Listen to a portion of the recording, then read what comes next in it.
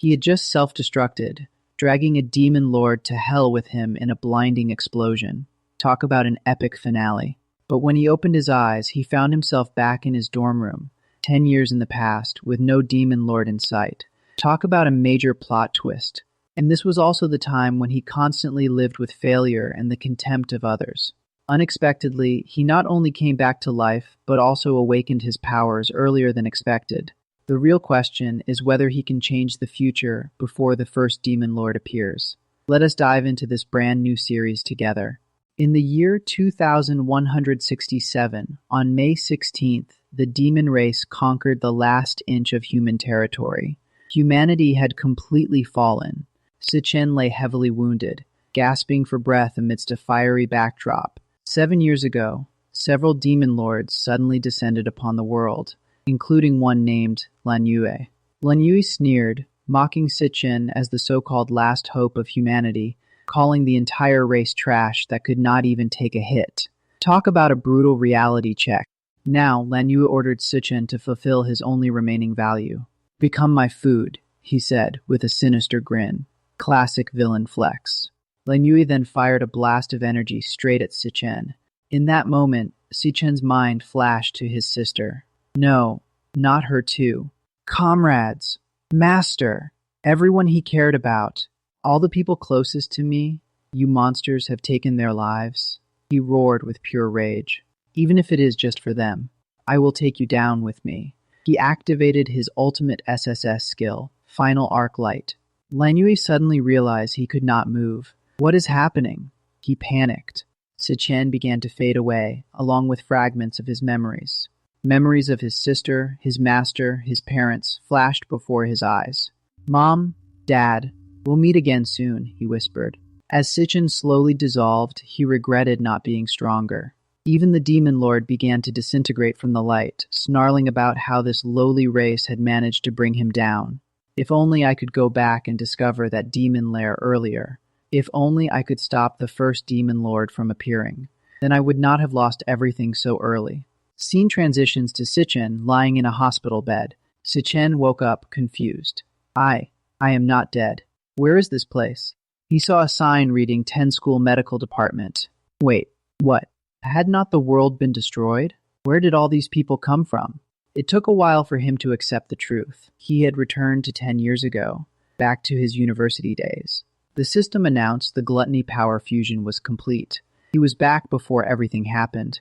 It was May 16, 2157, 10 years before the invasion.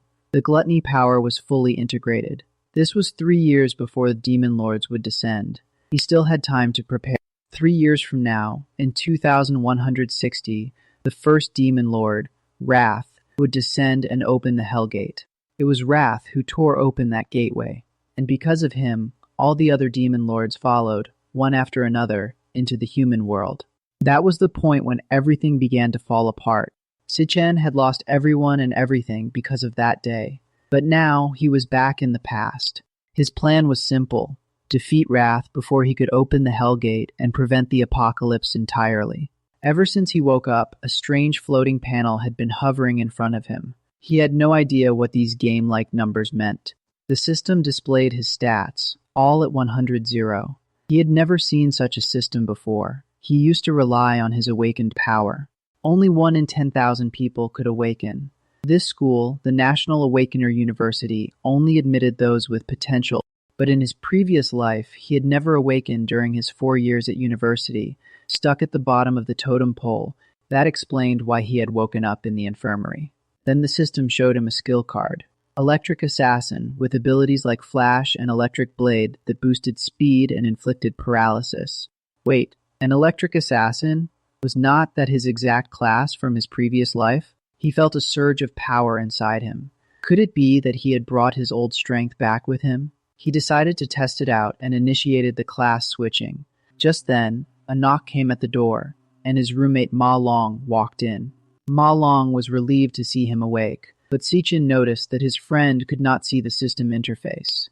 Ma Long was shocked to find that Si Chen's injuries from yesterday had completely healed, even faster than an awakener's recovery. Si Chen remembered that Ma Long, despite being an awakener, was a slacker and had died early in the demon invasion. But now he was right here, alive. Only then did Si Chen fully grasp the reality. He had really returned. Ma Long reminded him that the rank test was tomorrow, and they needed to get ready. Even though Si Chen had not awakened yet, the test was crucial for graduation, so Ma Long dragged him along. Walking through the campus, Si Chen muttered that it had been a long time since he'd seen so many living people. Ma Long found that creepy and suggested they take a detour around the field. Si Chen reflected that if he did nothing, that hopeless future would return soon. He had to take action immediately and level up. The only way to level up as an awakener was to kill monsters in the demon caves. But the caves were monopolized by big guilds, leaving no chance for outsiders. He wondered what rank his stats would get him, considering the ranking system from S to E, with most students stuck at E. He could not help but wonder what rank his stats would earn him in the government's grading system. Most students were stuck at E, and only a few lucky ones managed D. Just then, a stray ball flew straight into Ma Long's face. Talk about bad timing. A yelp escaped Ma Long, and a group of bullies immediately recognized them. Well, well, if it is not Si Chen and Ma Long. The leader sneered. You two sure recover fast. Muttering under his breath, Ma Long cursed their luck. Damn, we ran into him again, of all people. I told you these guys are tough to knock down. The bully laughed. Then he demanded, You knew I was playing ball here. Why did not you bring 2 cases of drinks? Huh? Ma Long instantly caved. Sorry, I will go buy some right now. But Si Chen put a hand on his shoulder. It is not your fault. The ones who owe an apology are them, he said firmly, turning to face the bullies. As they turned to leave, the bully's voice rang out. Yo, is not that Si Chen and Ma Long? You two recovered pretty fast, huh? Ma Long muttered under his breath. This is seriously unlucky. We had to run into him again. Another bully chimed in. Told you these two are tough nuts to crack, Si Chen sighed. Ah, it is this guy again. Suddenly, a flood of painful memories surged back, dragging Si Chen down into a dark past. He remembered being held underwater by those same bullies, gasping and choking as they laughed. Young Ma Long had tried to stop them, shouting, Stop it! Leave him alone. But the bully just sneered. Why stop? I am helping him. He still has not awakened. He needs some stimulation. Another added. When Si Chen finally passed out, they shrugged and left. He fainted. Let us go. This is boring. Back in the present, Ma Long shook him. Si Chen, are you okay? Si Chen looked down, voice heavy. Why? Why do they never leave us alone? He thought to himself. Pure malice does not only exist in monster dens. One of the bullies noticed. Did he just say something? Let us go. Let us mess with him some more. They decided. The same bully repeated his demand. You knew I was playing ball here. Why did not you bring 2 cases of drinks? Ma Long instinctively started apologizing. Sorry, I will go buy some right now. But Si Chen stopped him. It is not your fault. Si Chen turned to face the bullies. The ones who owe an apology are them. Gong Cheng let out a scoff. Heh. Ma Long was baffled. Si Chen, what are you talking about? Si Chen calmly explained. This guy Gong Cheng only acts tough because his brother is the strongest student council president. His own abilities are nothing special. Nearby, other students whispered, Look, they are over there. Gong Cheng's going to beat them again. Ha ha. Were not they just hospitalized? They are the weakest awakened and the other not even awakened. The most useless 2 in school. Gong Cheng's patience snapped. What did you just say? Si Chen stood his ground. From now on, leave us alone. Gong Cheng growled. I think you are asking for a beating. He threw a punch, but Si Chen caught it. Talk about a satisfying block. The crowd gasped. What just happened? He blocked Gong Cheng's fist. He is not even awakened. Am I seeing things? Gong Cheng was furious. An unawakened weakling dares to challenge me. Si Chen smirked. Perfect. I will use you to test something. A system message appeared. Job switching complete. Former Si Chen, electric assassin. Now that is a big reveal. The system displayed his stats. Strength 200, speed 300, with skills like Flash God and Electric Blade. Ma Long's jaw dropped. When did you awaken? Gong Cheng roared. You forgot the taste of my killing punch. Si Chen moved like lightning, closing the distance in an instant and landing a clean hit on Gong Cheng. Talk about a speed run. The crowd went nuts. What just happened? He sent Gong Cheng flying with one punch. Students were totally baffled. Is this really Si Chen? How is this possible? Gong Cheng scrambled back up, furious. You sneaky punk! You sucker punched me. He yelled at his lackeys. Are you all just going to stand there and watch? Enraged, Gong Cheng charged, screaming, I will kill you. Si Chen caught his arm and answered with a devastating punch straight to his face. Absolute savage. The impact sent Gong Cheng crashing into the wall with a thunderous boom.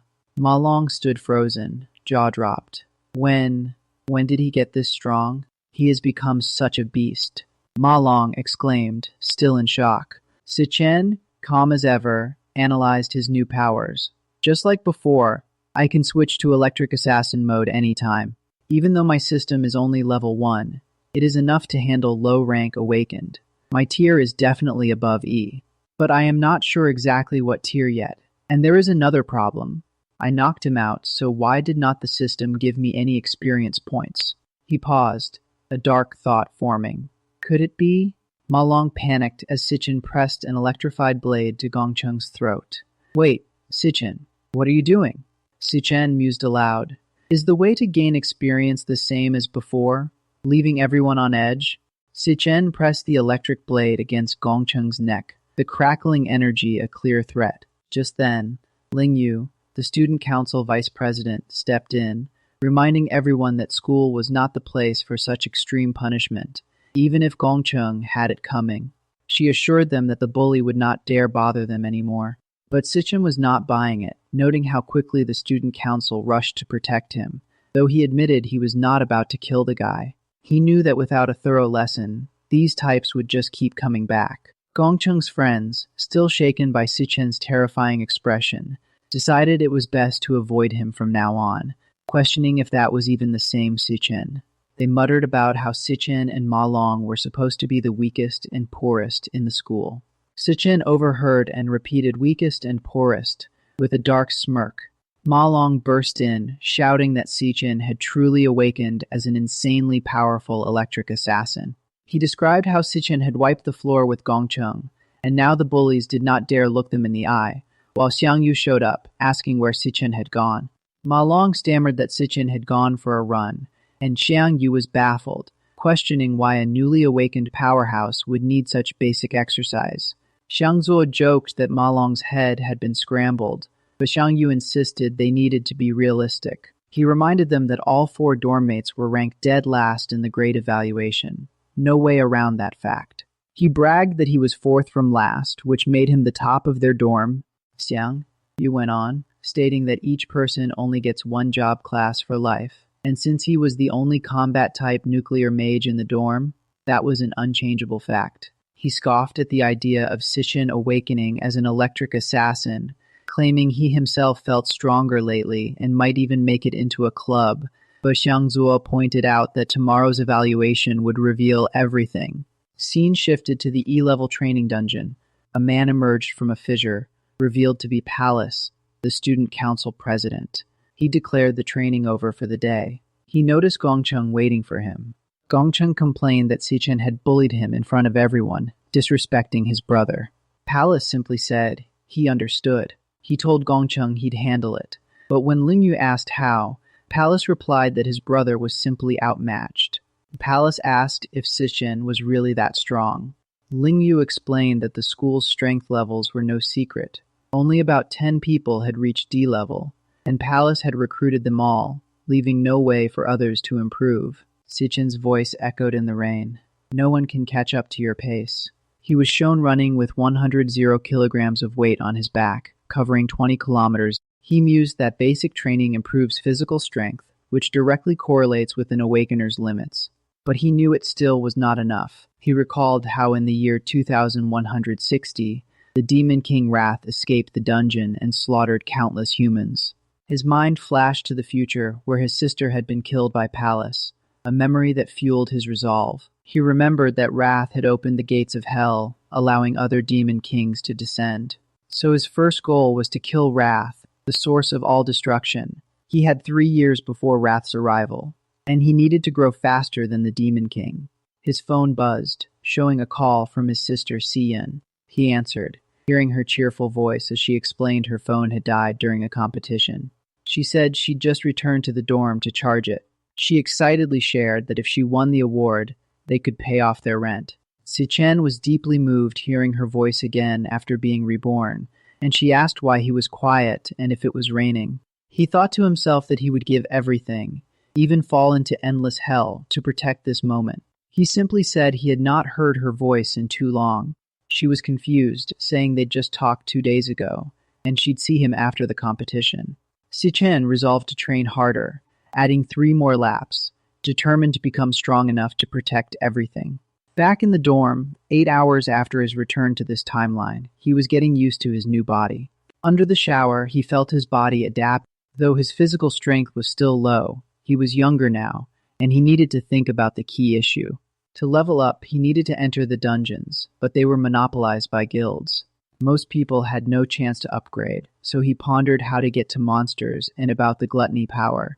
What exactly was it? He drifted off to sleep. A system started loading, and soon it was ready. The gluttony system activated, pulling him in. He suddenly woke up falling, but landed safely. A strange scene appeared before him. He wondered where he was and if he was dreaming.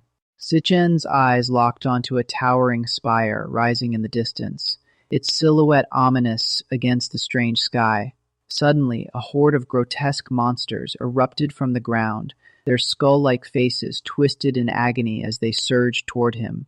The system flashed a loading bar, switching his class to Electric Assassin, while he wondered if he was deep inside a demon lair. The transformation complete, he stood ready as Si Chen the Electric Assassin, still clueless about his surroundings. But there was no time to figure things out. He had to deal with the immediate threat first. A thunderous explosion echoed as the beasts lunged at him, but he met them head-on. With a swift strike, he tore through the first wave, and the system rewarded him with 3 Sorrowfire Fangs. He kept fighting, collecting more materials as he moved, his confidence growing with each kill. These E-grade monsters were absolutely no challenge for him. He was steamrolling them like it was nothing. The whole experience felt incredibly real, and the flood of experience points proved this was no dream. He leveled up, his status screen updating with a satisfying level up. Notification for his Electric Assassin class. The best part? He could actually grind levels here, and that meant serious power growth. Every stat jumped by 5 points, making him significantly stronger in just moments. He finally realized he had stumbled into a solo farming dungeon, a place where he could level up without anyone interfering. But then a new threat emerged, the King of Sorrow, an E-ranked boss that charged straight at him. Determined to make the most of this opportunity, Si Chen decided to use this place as his personal training ground. Another level up followed, his Electric Assassin class climbing even higher. Victory came fast, and the rewards were sweet. 18 Sorrow Fangs and a Sorrow Crystal, with the boss giving way more experience than regular mobs. In just a short time, he had jumped 2 whole levels, and the system confirmed he was now level 3. New prompt appeared, Devour. He blinked in confusion, wondering what that meant. Then it clicked, the power of gluttony. He reached out toward a monster, and something incredible happened. His hand extended, and the monster was sucked into his palm, disappearing in a flash of light. The devouring finished, and the remains of the Sorrow King were gone, absorbed into a card. The monster had been turned into a card. He stared at the system info showing the frost body, ability, and stats. He realized he could kill and devour enemies, turning them into new professions for himself. This was no ordinary power. This was the very ability of the Demon King Lan Yue. He had somehow stolen the Demon King's gluttony power and made it his own. Now, he held the power that once belonged to the Demon King, and it was his to command. In this world, professions were supposed to be fixed from birth, and everyone only got one. But now, he had 2 distinct professions at the same time, and if he could keep devouring more monsters, he could potentially have an unlimited number of classes. The thought was mind-blowing. He could become a one-man army with endless professions. But why was he the one chosen to receive this incredible power? And what was the deal with that massive tower behind him? A crushing pressure suddenly descended, making his entire body freeze. Something powerful was nearby. A stranger stepped out of the shadows and spoke, saying he had been waiting for Si Chen for a very long time. The figure revealed himself as the lord of this place, a being of immense power. Si Chen recalled the government's ranking system, from E to S, and this guy was clearly at the top. He remembered how hard it was to reach S grade in his past life, and now he was barely D grade while facing an S rank boss. The enemy standing before him was a full S grade boss, a terrifying opponent. The level gap was enormous, and every one of his stats was utterly crushed by the Lord. He questioned what kind of dungeon this was and why an S-rank monster was here, let alone one that knew his name. They exchanged dozens of blows, and Si Chen noticed that the Lord held back, not finishing him off. Each attack was carefully aimed to avoid vital spots, knocking him down but not killing him. It became clear the Lord wanted him to submit. The Lord offered a choice: stay and guard the tower with him, calling it a rare opportunity. But Si Chen refused outright, vowing never to stay in this hellish place. An angry roar echoed as a massive sword slash came straight at him. The Lord threatened to kill him, admitting he had been patient only because Si Chen was the first to reach this place. His power and stamina surged as he prepared for the final decision. The Lord gave one last ultimatum: join him or be crushed into pulp. Si Chen's answer was simple. He would kill the Lord instead. The Lord laughed mockingly and hurled giant rocks at him with his telekinetic power. Si Chen dodged agilely, weaving between the projectiles with sharp reflexes. After observing the Lord's attacks, he noticed a consistent 0.4-second windup before each slash. He focused on the Lord's wrist angle to predict the trajectory of the blade. By reading the motion, he could evade the deadly strikes every time. Even better, after each swing, there was a 0.2-second recovery window, a perfect opening. Aiming for that tiny gap, he lunged forward to pierce the Lord's heart in one decisive move. His electric blade skill paralyzed the Lord, buying him a few precious seconds of control. Activating Flash Step, he infused his body with lightning, boosting his speed tenfold to create distance. He scanned the area and spotted the only light source, using those seconds to sprint toward it as an escape route. But the light vanished. It was an illusion. The Lord revealed that there was no exit. This was not even a dungeon. The Lord admitted admiration for Si Chen's ability to find weaknesses even under despair. He transformed into his true form, the hellish Rakshasa, a terrifying rank warrior, and praised Si Chen as one who could bring hope. Staring at that form, Si Chen remembered seeing the demon king Lan Yue wield the same kind of power. He remembered that appearance from his last battle with the demon lord Lin Yue in his previous life. During that fight, Lin Yue had switched through several powerful classes, and one of them, he clearly recalled, had looked exactly like this. It was that very form. That meant Lin Yue had been consumed by the gluttony power, and now that same power had fused into his own body. Could it be that this place was inside his own body? Not only was he tough to crack, but his mind was sharp too. He truly deserved everything here, said Hell Rakshasa. Everything here? Si Chen repeated. Hell Rakshasa held out a key. The key of time, the only key to open the demon tower. He explained that Lin Yue had devoured countless vicious demons, and the most powerful among them were all sealed inside this tower behind them.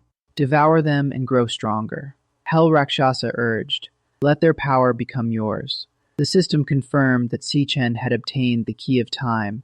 Si Chen hesitated and asked why Hell Rakshasa was doing all this, why he was helping him. Hell Rakshasa replied that even among demons, there was good and evil. The demon lords had slaughtered his entire clan for their own selfish gain. He had been waiting for a chance to take revenge, and finally, it had come. That guy was right, he continued. You are the only hope, the only one who can succeed. Si Chen demanded to know who that guy was. The answers are all inside that demon tower. Go find them yourself, Hell Rakshasa declared. Take my power, he added, and go take your revenge. Take your power? Si Chen was taken aback. From now on, you must get stronger. Open the demon tower and consume everything inside, Hell Rakshasa insisted. The demons inside will not show you mercy like I have. They are the most cunning and evil beings in the world, but you must endure it all and overcome everything. You must stand at the top of the world, and in the end, Devour every last demon lord. Only someone like that, Hell Rakshasa said, was worthy of having his power. The system showed that the power was being absorbed. Loading. Si Chen's level jumped to 10 as the system announced his increase in power. Victory was achieved, and he received 2 Rakshasa Hellbones as a reward. Understood, Si Chen said. I will carry your will with me. The absorption completed. I will make them pay blood for blood, he declared. The system listed his new abilities. 100 Bones, Return to Ruins, which absorbs strength from nearby corpses, and Triple Phase Calamity, which manipulates gravity in light, heavy, and super heavy forms. Morning came, and a voice rang out, urging everyone to wake up quickly. Xiangzuo hurried them, saying they needed to wear their school uniforms and not be late. Si Chen wondered if he was back in the dormitory. His wounds had healed completely. He questioned whether everything before had been a dream, but his system, displaying his attributes, showed his power had risen to 150, and his elemental force also at 150. The system seemed to prove it had all been real, and the loot from the dream had come with him. He had reached level 10 overnight. What grade did that correspond to? Jiang, you called out to Si Chen. He teased that someone had been spreading word that Si Chen had gotten strong, even threatening his position as the strongest in the dorm. Let us go. The grade assessment is about to start. Let me see what you've got. Jiang, you said. He boasted that their dorm all seemed to be E grade, but each grade had 3 tiers. They were E lower tier, while he was E middle tier, meaning he could take on 10 of them. Xiang Yu explained that the difference between tiers was huge, and that the current highest grade among enrolled students was. He then dismissed them, saying he could beat 10 of their kind easily. Ma Long chimed in, saying maybe Xiang Yu's grade had increased over the past 2 years. He then told Si Chen to go all out and aim for D grade to shock him. Si Chen mused. D grade, huh? Everyone had arrived early for the National Awakening University grade test ceremony. They saw some thugs. Jiang, you recognized them as Gong Cheng's lackeys, and suggested they keep their distance. But the thugs looked their way, startling Xiang Yu. To his surprise, the thugs greeted Si Chen respectfully, calling him Brother Si Chen. Xiang Yu was stunned. Why were they so respectful? Ma Long smirked, and Xiang Yu wondered if Ma Long had been telling the truth. A new character appeared, Qiang Di, a student council cadre. He mentioned that he heard someone had a conflict with Gong Cheng yesterday, and reminded them that Gong Cheng was the brother of the esteemed student council president, Gong Ting.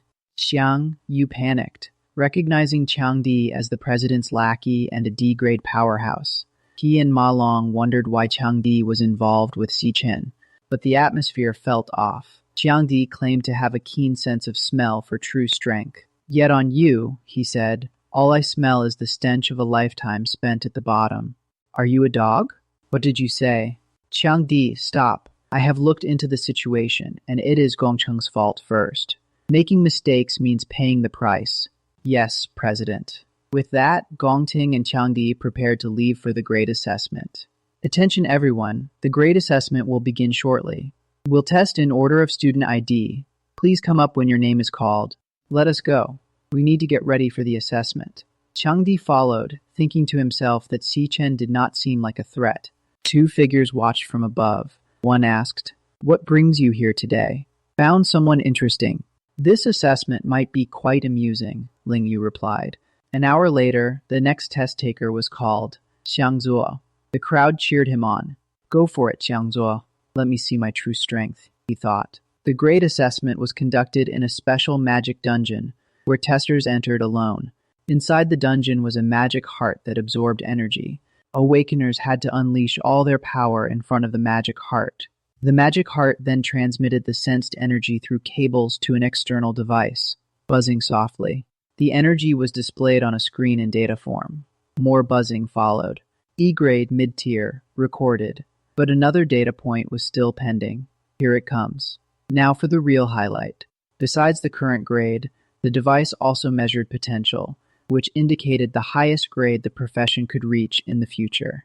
Test complete. Current grade, E mid-tier. Highest potential, C. Xiangzuo sighed, realizing his grade had not improved in 2 years. He had hoped to reach D grade. The next test taker was called. Ma Long tried to comfort Xiang Zuo, saying they were even worse. Not everyone can reach D grade. We are all in the same boat. The results showed Xiang Zuo at E mid-tier with C potential, while Xiang Yu and Ma Long were E low-tier with C potential. Ma Long doubted any D grade would appear this year. Test complete. Current grade, 0 low-tier. Highest potential, B. The first D grade of the year appeared. The crowd buzzed with excitement. Sometime later, another test result. D grade low-tier with a potential. That is the 8th D grade already, Ma Long noted. The hosts discussed how many D grade talents had emerged this year. All low-tier but impressive for students without real combat experience. Normally only 2 or 3 graduates reach D grade, so this year's graduation exam would be interesting. Next test taker, Gong Cheng. Finally, it was his turn. The student council president, the son of the Imperial Guild, the chosen one with countless titles. Rumors said he had already reached D grade 2 years ago. The current highest was D low tier, and the school record was D mid-tier. What could he achieve? Gong Cheng approached the magic heart, preparing for the tests. He thought that only by revealing his full power during the graduation combat exam would he create the biggest impact. For now, he had to hold back some of his strength, but even so, he would still be the best in school history. The host exclaimed at the color. Grade and potential displayed. High tier and S. D grade, high tier, and S level top potential? The students below were shocked, exclaiming WTF. The first in school history. Long live the president. Our school produced an S-level potential? Ma Long was envious. We are witnessing history. The results were confirmed. D high tier and S potential. Should we report directly to the higher-ups? Of course. An S-level awakened was a rare treasure worldwide, worth national attention and protection, and he was the prince of the Imperial Guild. This would be headline news. Gong Cheng's test results. Grade D, high tier, potential S. Another figure watching from above remarked that this year's test was full of talent. Yuan Long, the president of the National Awakened University, guessed that Ling Yu already knew Gong Cheng was S-level, which was why she came to watch. Ling Yu denied it. I did not come for him, she said. I am more looking forward to his performance. Next test taker, Si Chen. Changdi yelled at Si Chen to bring glory to their dorm, warning him not to end up with E-grade lower tier. He mocked that the whole dorm would be a joke with 4 E-grades, calling them weaklings. Test results came in. Xiang Zuo at A-mid, Xiang Yu and Ma Long at T-low. Changdi sneered that they would only embarrass themselves in the graduation practical exam. Ma Long shot back. Just you wait. He insisted that Si Chen would show them something.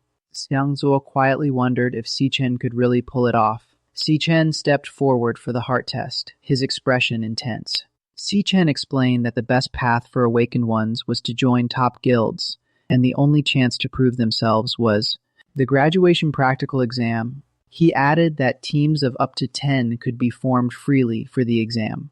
The top team would be directly recruited by the Empire Guild, the most prestigious in the nation. But the test had another crucial purpose. Si Chen continued. Changdi introduced Yanlin, a D-grade lower, boasting that their team now had all 9 D-grades plus the leader's brother, Gong Cheng. They were set to be first in the exam. Si Chen thought to himself that the real point was selecting teammates, which would inevitably create the strongest team. Changdi declared the MVP would be the leader, but Si Chen pondered that there would also be the weakest team. Si Chen mused that the strong always band together while the weak are pushed out. Meanwhile, Ma Long wondered how long Si Chen had been in there. Ma Long grumbled that there was no sound at all. Other students joked that Si Chen was probably too weak to register a grade.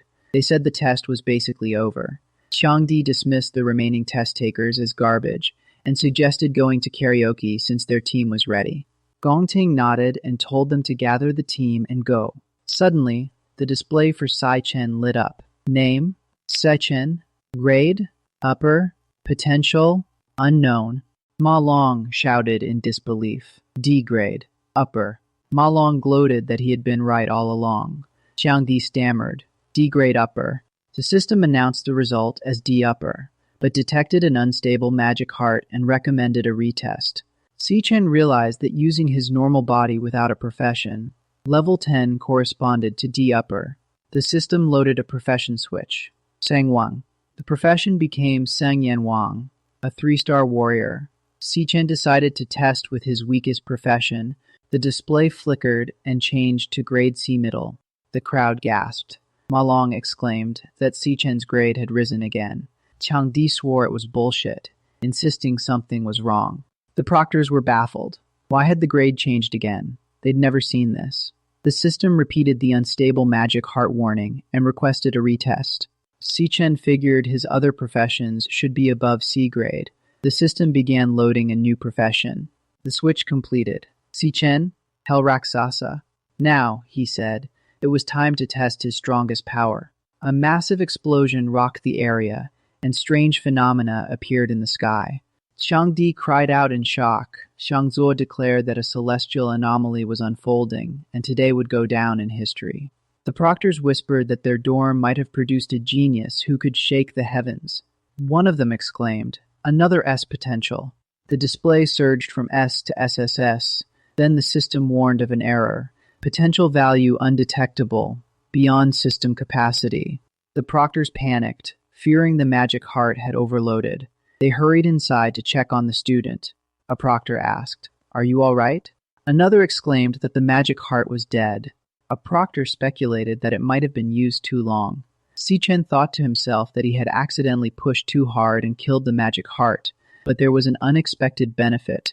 The system announced the absorption of a new magic heart, Linglong, Grade A. It granted the ability to observe power levels within 100 meters and warn of threats. Si Chen realized his gluttony force could devour magic hearts. Si Chen activated his new Linglong magic heart skill. He scanned the crowd below, seeing E grades everywhere. He found it handy. Turning his gaze to Gong Cheng, he saw C middle grade. So Gong Cheng had been hiding his real power too. Si Chen muttered, "C middle, just average."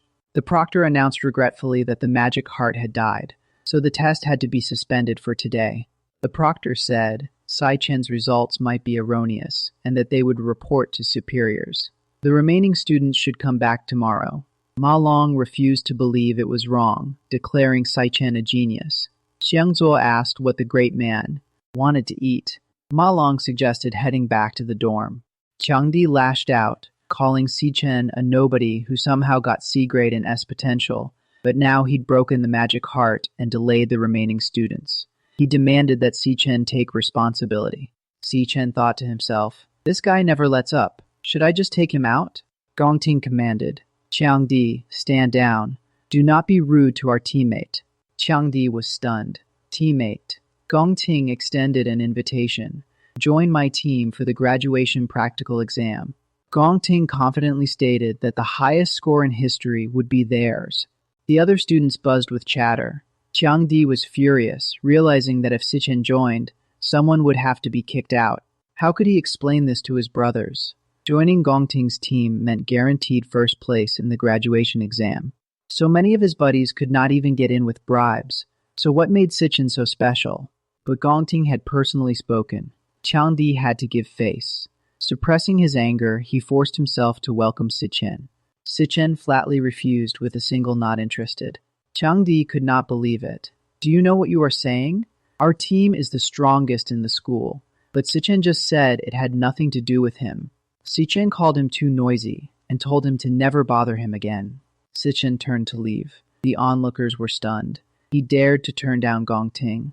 That is the student council president. Some guessed that Si Chen wanted to get first place on his own. After all, his test result was only C rank mid-tier. Either way, it was going to be interesting.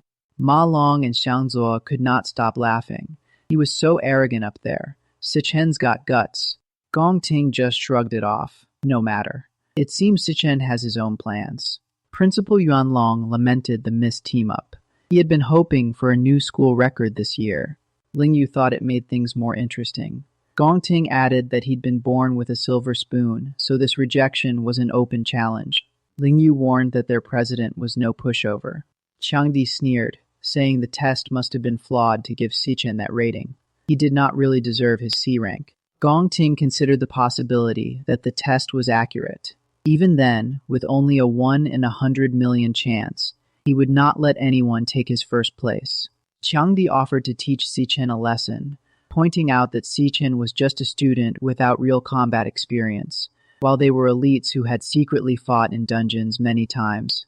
Gong Cheng asked if he looked like such a petty person. Jiang immediately backtracked, apologizing. Gong Cheng canceled their karaoke plans and told Jiang to entertain the team himself. Whatever Jiang did from now on had nothing to do with him. Jiang got the message loud and clear. About 10 minutes later, Jiang learned that Si Chen had left the school grounds. A henchman reported that he overheard Si Chen saying he was going home. He left without even eating. Jiang saw this as a gift from heaven. Being off campus made things easier. He could now really hurt Si Chen. Meanwhile, Si Chen walked through the streets. Si Chen recalled his past life. A top guild had an accident while raiding a dungeon in Shenghe Kingdom. They encountered an unprecedented, powerful demon inside. The demon was called Wrath. The entire guild was wiped out. Wrath then left the dungeon and descended upon the human world. That was all Si Chen knew. In this new life, he had a plan to locate Wrath's dungeon as quickly as possible, but the plan required a lot of money. He entered the Mithril Monster Trading Post, an exchange under the Mithril Guild that would become the nation's largest arms market. Awakened relied on weapons and equipment to determine their strength, and this exchange was the hub for buying and selling. And right now, it was his fastest way to make money. A buyer asked a student like him where he got that item. Si Chen said it was a monster drop. The buyer had never seen one before. A pink-haired girl recognized it as a Fang of the Blazing Mourner, a drop from an E-rank cloud-type beast. She explained that it could be made into an E-rank cloud staff or ground into powder. The appraiser cut her off, saying E-rank items were not worth discussing. The appraiser boasted that their exchange was for VIPs, and he only dealt with D-rank items and above. It was normal for him not to recognize such a low-level item. Inside, the appraiser grumbled about the lack of high-end clients and his stalled promotion. He decided to dump this job on the newbie, Xiaoli. He told Xiaoli to handle the rest, pretending to believe in her. Xiaoli paid Si Chen and asked if he needed anything else. Si Chen counted the money, 18,000 for the Fang. That should cover the rent for now. He then produced another item. He asked Xiaoli to appraise this too. Xiaoli gasped at the magnificent greatsword. She had never seen such a thing. She guessed it was at least B rank, maybe even A rank. The appraiser scoffed at the idea of an A rank weapon. They cost nearly $1 million, and he had never handled one in all his years. A newcomer agreed, saying it was not B or A. The shopkeeper revealed that it was actually an S-rank weapon from the Abyss. The staff were stunned. The shopkeeper welcomed Si Chen as an honored guest. He invited Si Chen to the VIP room and told him to ask for anything. Si Chen thought to himself, "Finally, you showed up." This was Qingzhi, the owner of the Mithril Guild. Qingzhi asked Si Chen what he planned to do with the equipment. Si Chen named his price, 1 million. Qingzhi was taken aback. He pointed out that A-grade equipment typically sold for millions, and this S-grade weapon was worth tens of millions, if not more, with buyers clamoring for it. Si Chen explained he wanted to use the S-grade weapon as collateral for a 1 million loan, to be repaid in full within a month. Qingzhi thought to himself, only a college student could come up with such a scheme. Qingzhi speculated that Si Chen intended to keep the weapon for his own use. He marveled at the young man's composure and prized possession, wondering if he was a runaway heir or a hidden prodigy. One thing was certain. Si Chen was no ordinary student. Si Chen promised to repay the loan in 1 month and would add 10% interest on top.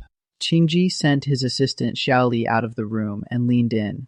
"If I am not mistaken," he began, "you attend the National Awakened University, and you are a senior about to graduate," Qingzhi said. He continued, explaining that the annual graduation combat exam was scheduled exactly 1 month from now, and the prize for first place was exactly 1 million, matching Si Chen's loan repayment perfectly.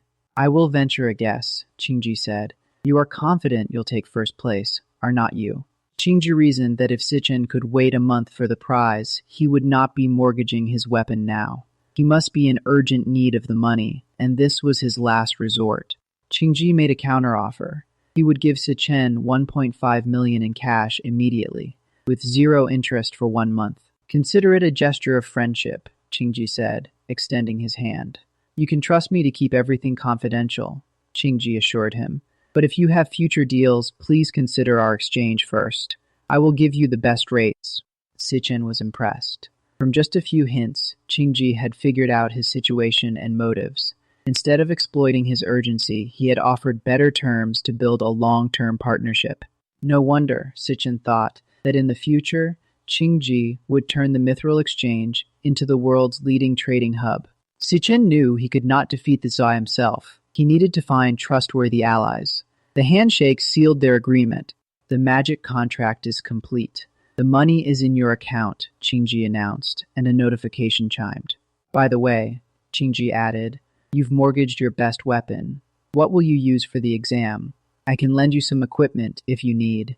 Qingji mentioned they had plenty of B and even A-grade gear, but Si Chen politely declined. No need, he said. I have another weapon just like that one, Si Chen said calmly. Qingji's eyes widened in disbelief. What the? He exclaimed. Qingji quickly composed himself and said, Truly, heroes come from the young. Please take care, honored guest. He watched Si Chen leave. Thanks to Xiao Li for keeping this guest, Qingji said to himself. I will promote him to supervisor right away. Just as he was leaving, Si Chen turned back. Oh, by the way, I want to buy something. Si Chen stepped out of a taxi in front of the Changchang County long-distance bus station. In his previous life, Si Chen recalled, money had been a constant source of worry. Back then, he had just graduated and had not awakened. No guild would take him. He worked every odd job he could find to scrape together the rent, and he was always just barely making it. After paying the rent, their account balance was nearly empty. We are out of money again this month, Si Chen lamented. But his sister Si-yun tried to cheer him up. It is okay, brother. I found a tutoring job. Si-yun had been accepted to the International Central Art Academy, but she hesitated. It is too far away. I just want to stay with you, brother, she said. She had given up her dream school to avoid burdening the family. Si Chen glanced at his phone. It was getting late. Si-yun should have already arrived at the station. Brother, Si-yun's voice rang out. How many times do I have to tell you? You are supposed to wait at the exit, not the entrance. Are you spacing out again? Si Chen's mind went blank. 7 years. It had been 7 years. Then Si-yun tugged at his sleeve. Brother, can you at least help with the luggage? Brother, why are you just standing there? Si-yun asked, puzzled. Without a word, Si Chen pulled Si-yun into a tight embrace. 7 years, Si Chen whispered. I finally see you again, Si-yun. Brother, Si-yun murmured. Are you trying to strangle me? Si-yun laughed. You've been acting weird these past 2 days. Did you get rejected by some girl? No, nothing like that, Si Chen mumbled. Then let us go. Home, home, Si-yun said, pulling him along. Oh, and you will not believe what happened on the way to the exam. Let me tell you. Si-yun said, let me help you. Si Chen nodded, but in his mind he vowed, I will never let you suffer again. Meanwhile, a group of strangers gathered on a street. This is the road Si Chen has to take to get home, one of them said. Ambush him, ordered a man named Jiang Flute. The moment he shows his face, jump him. I will make him pay for challenging me, Jiang Flute growled. A subordinate nervously asked Jiang Flute if they might hurt Si Chen too badly since so many of them had shown up. Jiang Flute growled that he had only planned to teach the kid a lesson, but Si Chen's attitude had pissed him off. He sneered about a lowly E-class brat daring to cross him. He ordered his men to beat Si Chen to a pulp, vowing to make sure he could not take the graduation exam in 2 weeks. Calling himself the top cloud assassin in the entire school, Jiang Flute promised that Si Chen would regret showing off. Meanwhile, Si Chen's sister, Si-yin, asked if he was acting strange because of the pressure from the graduation exams. She teased that he was not the type to be troubled by feelings, being such a straightforward guy. But she encouraged him anyway, reminding him that he always told her life was long and opportunities would come. She started humming a song as they walked, trying to remember the lyrics. Si Chen thought to himself how perceptive his sister was to notice something different about him right away. She still had no idea he had awakened, and probably thought they were still living the same struggling life as before. He insisted he was fine, but Si-yun smirked, wondering if it was just male pride talk. She quoted a book saying that men start building walls around themselves as they get older, teasing that her brother must be aging. One of Jiang Flute's men noticed Si Chen was not alone, but Jiang Flute smirked, saying that was even better since the alley had no cameras. Si Chen sensed the student council members nearby, recognizing their presence. He muttered that they actually dared to come after him here. Turning to his sister, he offered to share a song he'd been listening to on repeat, saying she should listen too. Si-yun blinked in surprise, asking when her brother had gotten into music. She agreed, saying music could convey a person's feelings. She smiled and said she'd love to understand her big brother better. Jiang Flute and his men advanced towards Si Chen. The students rushed at Si Chen all at once. Si Chen thought back to the year 2160 in his previous life, when he lost his last family member, and how he was reborn in 2167, finally seeing his sister again. This was his first family reunion in 7 years. He roared in fury, demanding to know how they dared to destroy it, and kicked one of his attackers flying. With a thunderous punch, Si Chen took a fighting stance. He used his speed to dash from one enemy to the next, landing blows on each. Another thug charged at him. Si Chen grabbed his arm and broke it, making the man cry out in pain. He followed up with another punch to the same man's face. Jiang Flute stared in disbelief, cursing and wondering what was going on with this kid. He could not understand how Si Chen could be so strong. Si Chen punched through the remaining thugs and closed in on Jiang Flute. Jiang Flute insisted he was a top-tier cloud assassin and screamed at Si Chen. He could not believe he was losing. Si Chen rained punch after punch into Jiang Flute's face. Jiang Flute was sent crashing into the wall and collapsed, motionless. Si Chen stood over him and said coldly that he had already told him not to bother him. He asked if the man could not understand human language. Jiang Flute lay there, his ribs shattered and legs numb, realizing in horror that Si Chen's test results were no joke. The kid was definitely above D grade. Si Chen pressed a blade close and snarled, telling him to shut up, or he'd be dead. Talk about a menace. One look at those cold eyes, and Jiang Flute knew he was not bluffing. This guy would actually kill him. He could not wrap his head around how a student gave off such a terrifying killing intent. Before he could even wonder what Si Chen had been through, Si Chen snapped that every word from now on was to be remembered. Si Chen made it crystal clear. He did not care if they rotted away, but they'd better stay out of his way, and especially away from his sister. He warned that if anyone so much as appeared in his sister's sightline, they'd disappear for good. The message was final. Understand. Jiang Flute could only nod weakly, too broken to argue. He collapsed onto the ground, a battered mess under the shadows. Back home, a song played about migratory birds, and Si-yun felt a sudden pang of loneliness. She scolded herself for almost crying over a song, insisting she was not that lonely since she was always with her brother. Feeling embarrassed, she whined that her brother was being totally annoying with this trick. But Si Chen smiled and held out a gift box for her. Her eyes went wide. It was a magical holographic drawing pen, the latest top-tier model. She gasped at the price, asking where he'd gotten the cash. Si Chen's thoughts drifted to his past life, where he'd failed to protect her, while she hesitated, trying to return the expensive gift. He silently vowed that this time around, he would protect everything, including her dreams. Determined, he promised to shield her from all harm, even as the other students lay beaten behind the trash, waiting for an ambulance. Later at home, Si-yun was thrilled, drawing holograms with the pen and finding it incredibly fun. Si Chen happily slurped her fried egg noodles, saying they were the best. But Si-yun worried about spending, only to learn he'd already paid the whole year's rent, leaving her stunned. He awkwardly explained he'd started a small business with a friend and made some money, laughing it off. She saw right through his terrible lying and accused him of keeping secrets. Yet she admitted it had been a long time since she'd seen him smile so genuinely. She told him not to push himself too hard, and he simply nodded. At the palace informed everyone that Jiang Flute was seriously injured, with 60% of his bones shattered. Even the best healers could not fix him within a month. Palace was surprised he'd actually gone after Si Chen and ended up like that. Ling Yu remarked he'd have to skip the graduation assessment.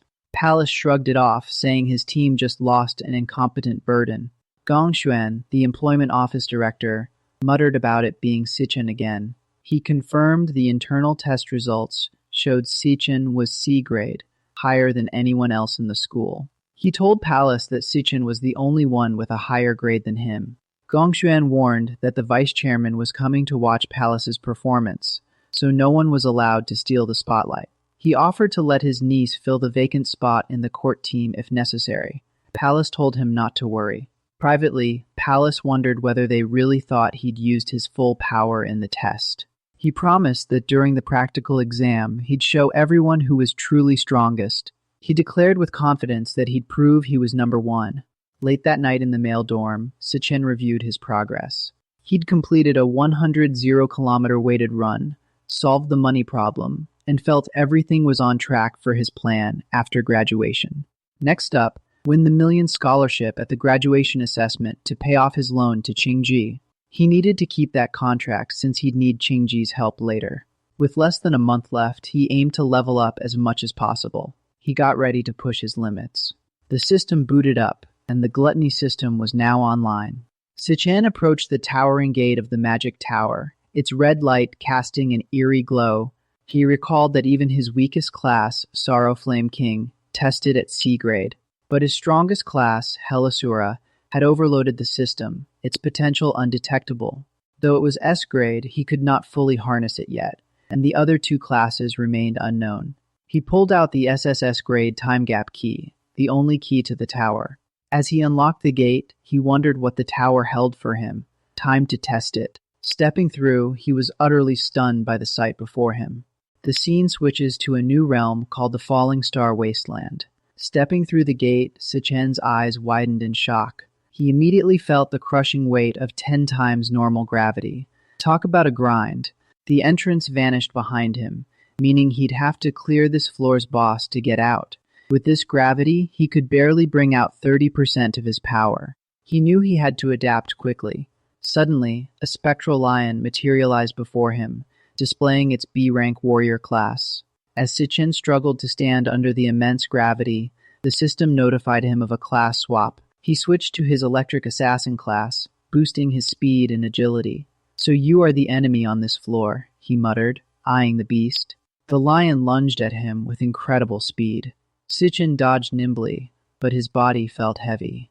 "I need to end this fast," he thought. He struck with his electric blade, but the attack missed the weak spot. "Missed," he cursed.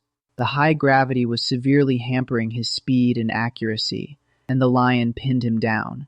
His assassin class was losing its edge, while the beast seemed completely at ease. What kind of monster was this hell tower throwing at him? He barely blocked its bite. Time to switch to the Hell Rakshasa class. The system confirmed the swap, boosting his strength and endurance. He threw a powerful punch, sending the lion crashing into the ground. Combining the already heavy gravity, he stacked his own gravitational force, amplifying his strike. In this high-gravity environment, his punch carried 60 times the normal force. That is what we call a one-hit flex. He landed a direct hit on the lion, still pinned to the ground.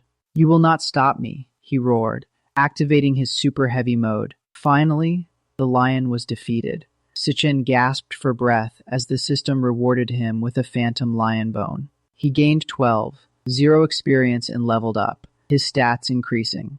Si Chen examined the class cards, noting that more stars meant higher multipliers.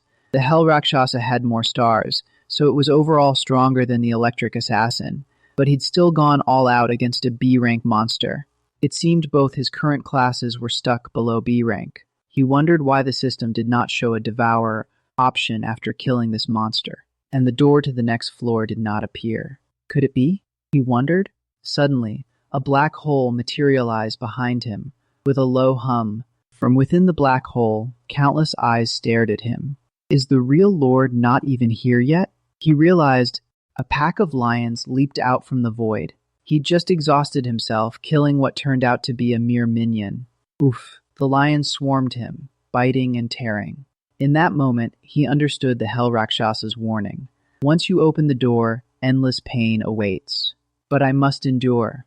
I must overcome. He gritted, bloodied. Then he woke up, gasping for air. It was all a dream.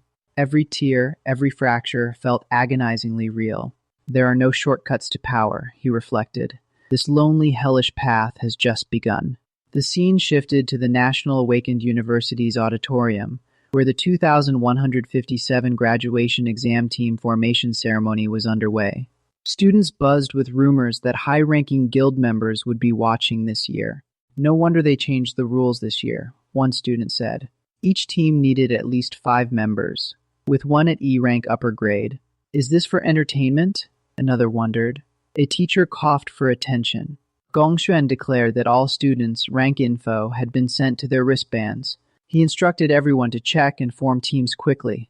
Ma Long was shocked when he saw Si Chen's rank, E-rank lower grade. How is that possible? Others recalled Si Chen had tested as C-rank before. What happened to his demon heart? So his demon heart really was damaged. Students lamented that they'd hoped to team with Si Chen, but now no one would want an E-rank low. Who'd want to carry low-level dead weight? They mocked Si Chen for not accepting the aristocratic invitation. Gong Xuan and another exchanged glances.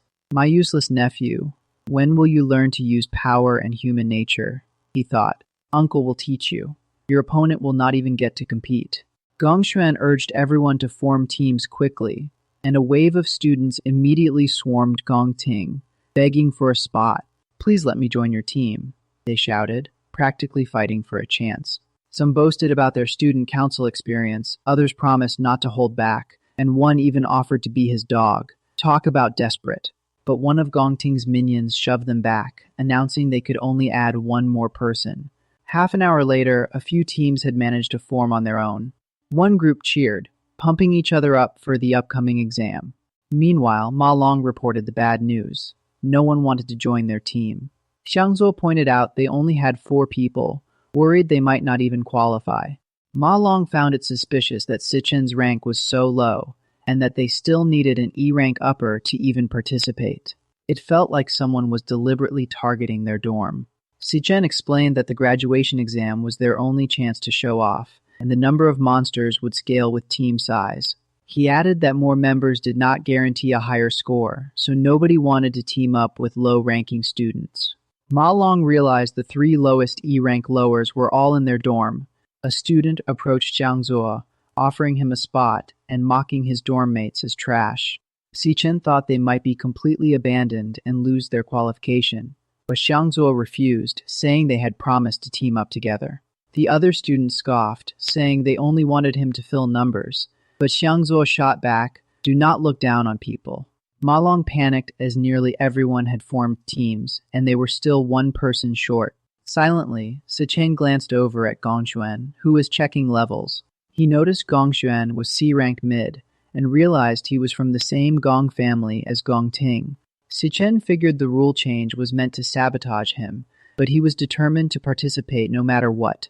As the system loaded a job change, Si Chen muttered that if they were so blatant, he would not hold back. The job change completed, and he decided there was no need to be polite anymore.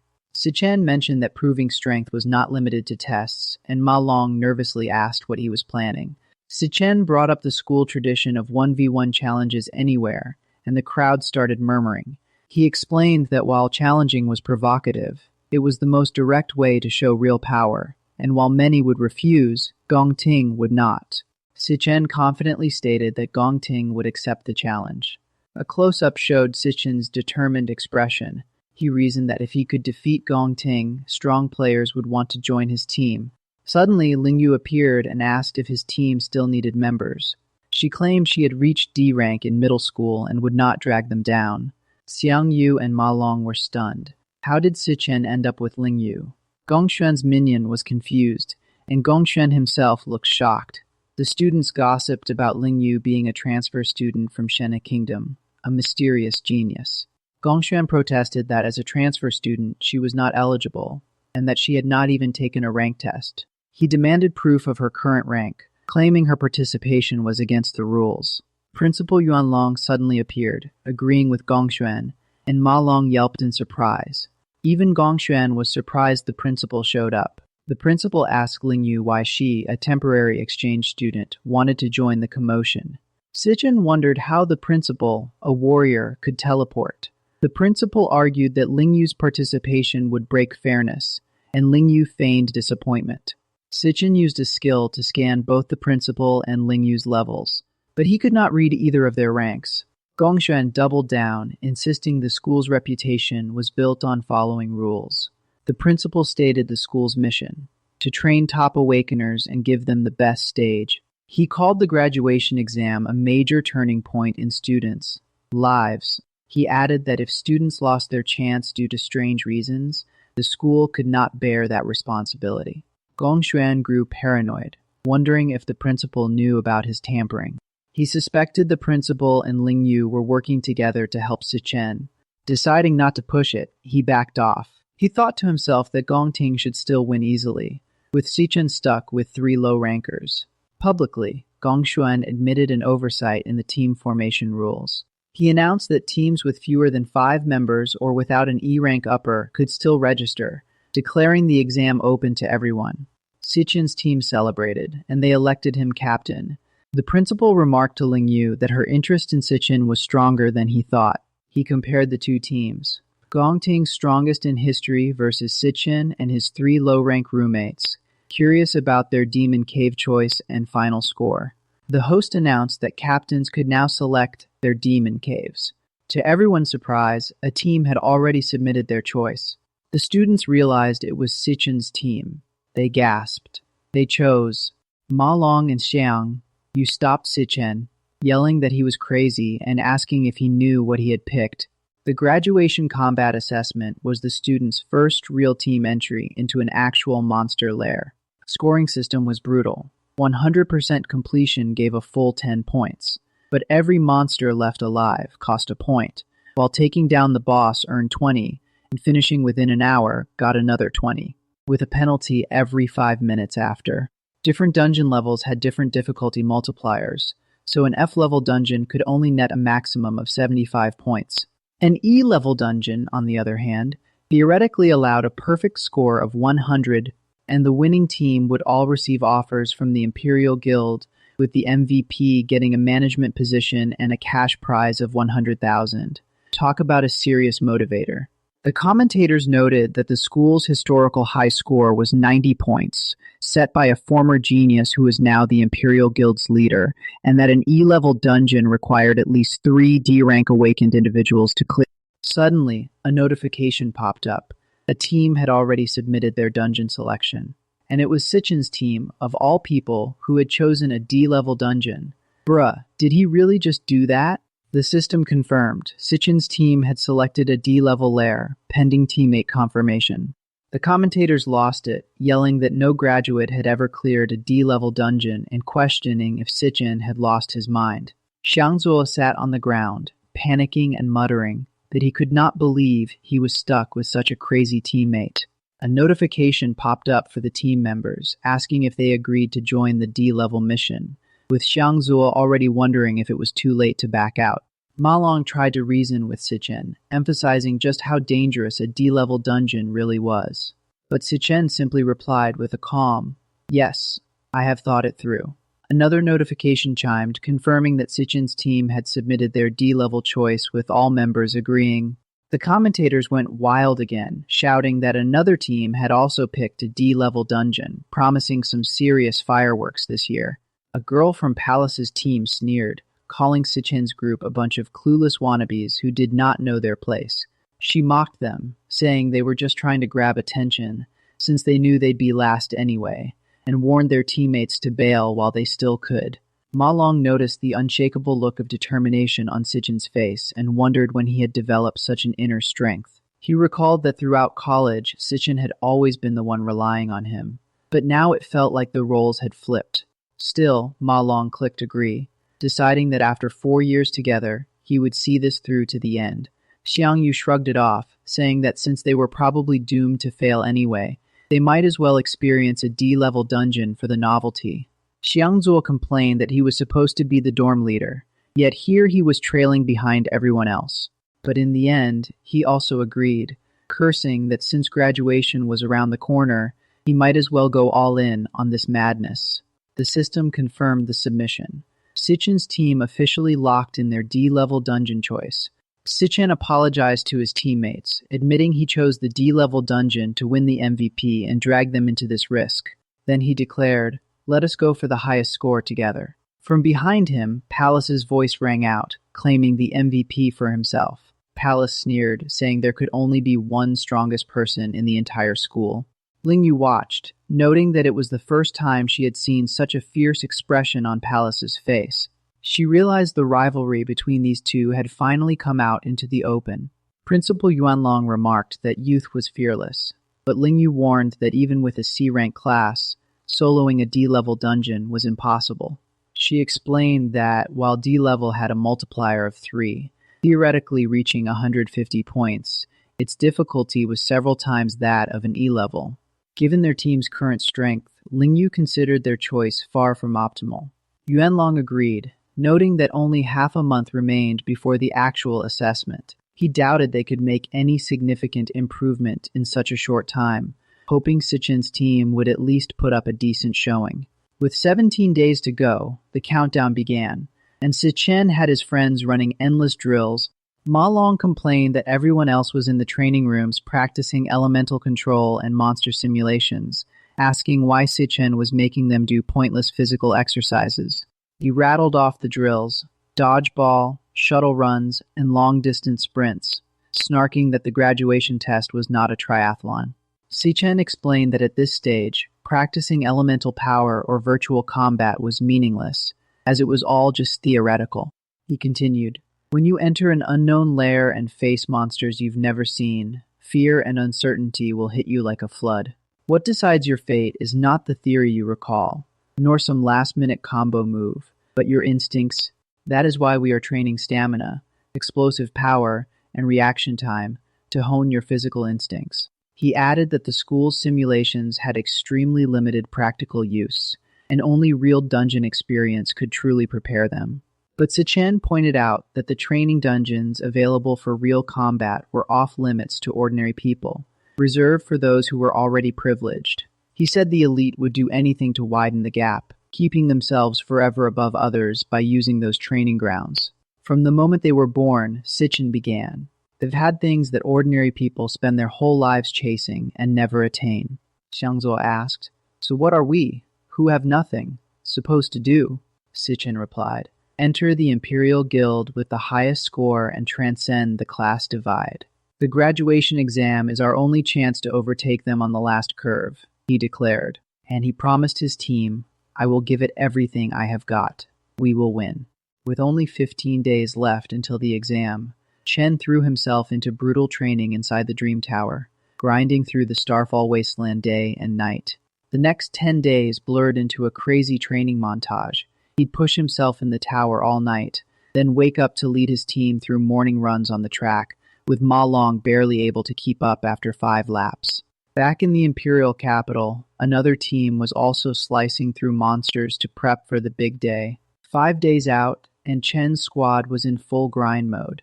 Hundreds of push-ups, squats, the whole 9 yards, sweating buckets together.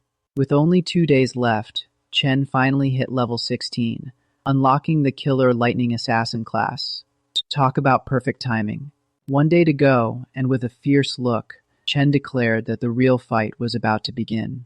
June 17th, 2157, Graduation Practical Combat Day had arrived. As the students geared up, a sleek flying drone buzzed in, announcing itself as their official assessment drone. Chen's squad posed in absolute badass mode, while the drone instructed everyone to check their wristbands and gear. The graduation exam was about to kick off. With a beep, the system started, and the drone roared.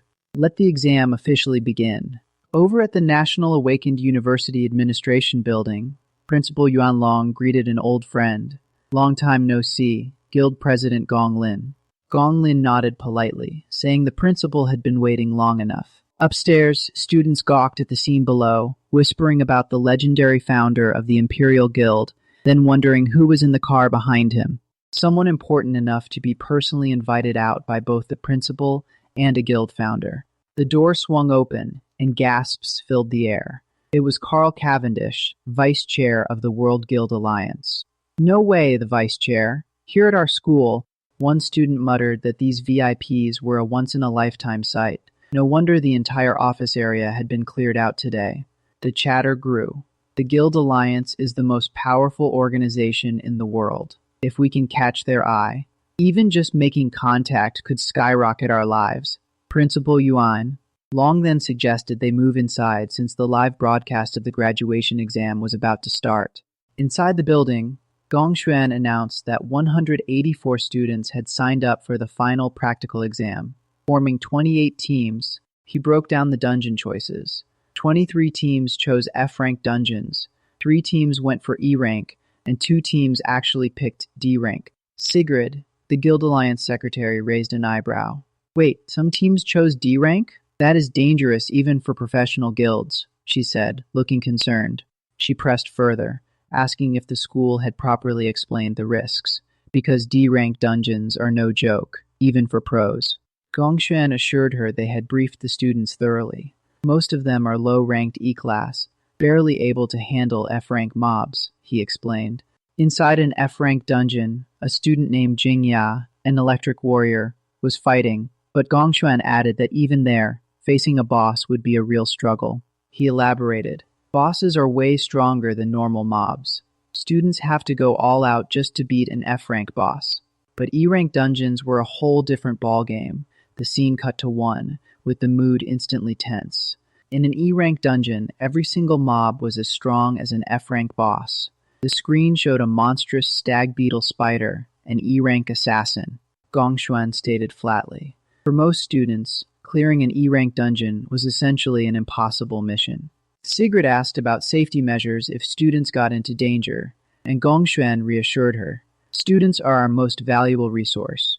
Each dungeon had armed Imperial Guild forces on standby outside. If extreme danger was detected, they'd step in immediately. Plus, the wristbands had a teleport function.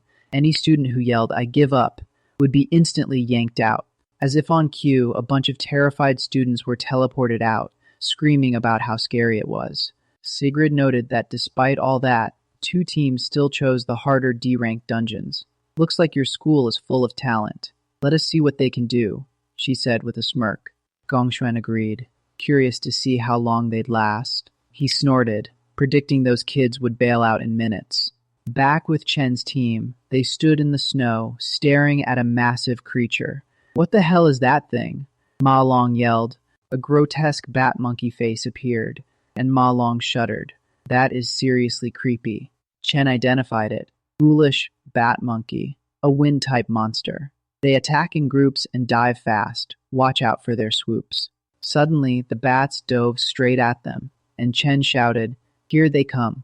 The bats swooped down, but the team managed to dodge, narrowly avoiding the assault. Xiangzuo and Ma Long were in shock. Whoa, we actually dodged a D-rank monster's attack. Ma Long could not believe he was still alive. Then Xiangzuo's jaw dropped as he saw Chen instantly solo 3 D-rank monsters with 1 strike. Si Chen just one-shot them.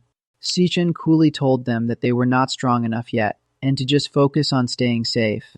He added that he'd handle the rest, leaving the group to watch his back. But suddenly, a bat monster swooped in, and Ma Long yelled a warning, as everyone scrambled to dodge. Xiangzuo realized that Si Chen's brutal training was not about making them fighters. It was just so they could survive. He admitted to himself that he used to be the dorm leader, but now he was the one being carried. Bats swarmed Si Chen, but he cut through them like it was nothing, creating absolute chaos. Xiangzuo recalled how Ma Long had warned him about Si Chen's strength, but seeing it in person was a whole different level. This guy did not fight like a fresh graduate. He was a battle-hardened warrior. He looked like a seasoned soldier who had been through countless battles. Xiangzuo felt himself being left behind, but also could not help feeling grateful that this guy was on their side. "Jiang," you shouted a warning as another bat dove at Xiangzuo from behind. Xiangzuo spun around, barely dodging the attack, and knew he had to take it down. With a sharp smack, he grabbed the bat's leg mid-air, flipping the momentum. He yelled at Xiang Yu and Ma Long that they could not just be dead weight and leave everything to Si Chen. This was not just Si Chen's graduation exam. It was theirs too. He screamed that it was their graduation exam as well, determination burning in his eyes. Xiang Yu chanted and launched vine locks, wrapping the bat that Xiangzuo was holding. But the bat shrieked and broke free instantly, tearing through the vines. Xiang Yu gasped in shock at how easily it escaped. Ma Long chanted a frost spell, slowing the bat down, then called for Xiang Yu to attack together. Xiang Yu grinned, saying the bat would not escape now, and unleashed another vine strike. The bat was locked down by ice and roots, and they yelled for Xiang Zuo to strike now. Xiang Zuo formed a massive fireball and shouted, "Try this," as he hurled it at the bat. The bat screeched in agony as the fireball hit, engulfing it in flames. But it was still kicking, and Xiang Zuo cursed, "Damn, this thing can take a hit." Xiang Yu struggled to maintain control, shouting that it was about to break free. Ma Long pushed himself to the limit, gasping that he could not hold on much longer.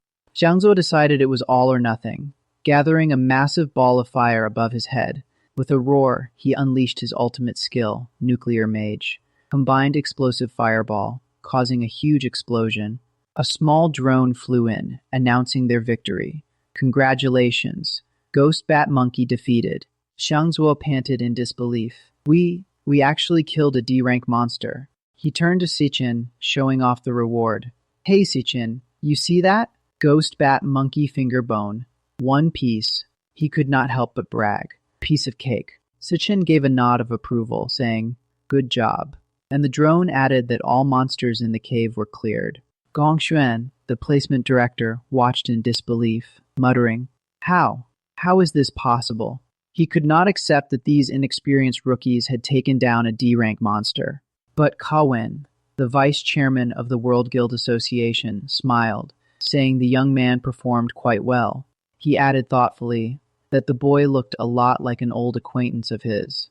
Kawen noted that the young man's name was Si Chen, promising to remember it. Hearing this, both Gong Lin and Gong Xuan exchanged a tense glance. Suddenly, Gong Xuan broke the silence with a theatrical cough, urging everyone to look. He pointed out that another team had already fought their way to the center of a D-level dungeon. Sigrid watched in admiration, commenting that their coordination was so smooth it felt like a professional guild squad. Cowan grinned, calling the graduates impressive. But Gong Xuan thought to himself that the real show was just beginning. The scene cut to the D-level dungeon, the Venom Vine Nest, clearly marked as highly dangerous. Inside, a monstrous flower creature with multiple mouths spewed green energy, ready for battle. A girl from Gong Ding's team strummed a weapon shaped like a lute, unleashing a skill called Withering Elegy that damaged the monster. Another teammate clasped his hands, chanting, Converge, as he activated Star Mage ability, calling out to their captain. Captain Gong Ding drew his sword and lunged forward without hesitation. In the blink of an eye, Gong Ding cleaved the monster apart with a blazing slash, his class as a core warrior on full display. A student remarked that these exam monsters were exactly the same as the ones they had trained on, making them a breeze. He added that the graduation exam was obviously rigged by the Gong family. With the right backing, life becomes smooth sailing. Confident they would win, the group shouted, "Let us go take down the boss," and charged ahead. Meanwhile, at the snowy peak of another D-level dungeon, Si Chen's team stared up at a massive ice monkey. The area was called the Cloud Forest Summit, and it was marked as extreme danger. Ma Long gulped, calling it the final lord and looking terrifying. Xiang Zuo muttered that a single hit from that thing would kill him 10 times over. The ice monkey noticed them, its red eyes locking onto the intruders. Ma Long panicked as the creature started charging straight at them. The whole team scrambled to run, but Si Chen stood his ground, completely unfazed. With lightning speed, Si Chen shot forward and delivered a devastating kick to the monkey's face, sending it flying, absolute main character energy. Before the monkey could recover, Si Chen used his incredible speed to intercept it midair and landed a second kick that shattered the beast entirely. Ma Long could only stare in disbelief, muttering that Si Chen had dispatched it so effortlessly. The system notified, plus 200 experience points and 1 ice monkey fur. Si Chen seemed unimpressed. He thought it was strange. Killing a D-rank dungeon lord should have yielded more, and the loot was just as underwhelming. Suddenly, Xiang Zuo shouted in excitement, spotting a huge pile of magic crystals. Calling everyone over, he pointed at the stash hidden in a tree hole. The giant monkey had hidden crystals that were at least mid-grade, based on their size. Xiangzuo beamed, saying if they sold those, they'd be set for life. But Si Chen yelled for him to stop. The moment Xiangzuo's hand touched a crystal, a blinding flash erupted. An ice bomb detonated, freezing the entire area, including the whole team and even the surveillance drone.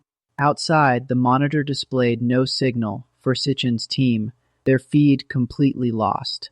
Gong Cheng smirked, saying they fell right into the trap. High-level monsters have intelligence. Trash will always be trash, and their exam was over. Talk about a smug villain.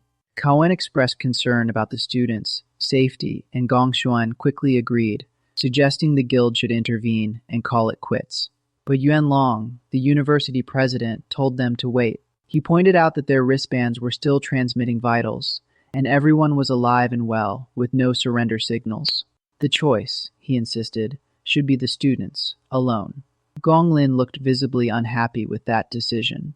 Back inside the frozen dungeon, Ma Long sneezed and shivered. Thanks to his cloud-type class, he had some resistance to ice and escaped being frozen. He breathed a sigh of relief, thinking that otherwise they would have been wiped out completely. Then he heard a strange noise above and looked up to see a creature lurking overhead. A chilling realization hit him. Could this be the real lord of the dungeon? Ma Long's eyes widened as he recalled the creature from the monster encyclopedia. A cloud mage with both control and attack abilities. A master of ice and snow, known for being cunning and sadistic. This was the skeleton Icebone King, a C-grade lord monster. That earlier ice explosion bomb was definitely his trap. A rare C-grade lord, there is no way I can take him on alone. Ma Long realized he had to hurry. But an ice dart slammed into his leg, sending him crashing to the ground in agony. The monster let out a triumphant, grating laugh. A system alert flashed. Left calf penetrated. Would he abandon the assessment? Talk about a brutal reality check. He refused without hesitation. He had to get Si Chen unfrozen, no matter what. Desperately, he chanted the cloud incantation. Source of purification, a spell that could slowly cleanse Si Chen's frozen state.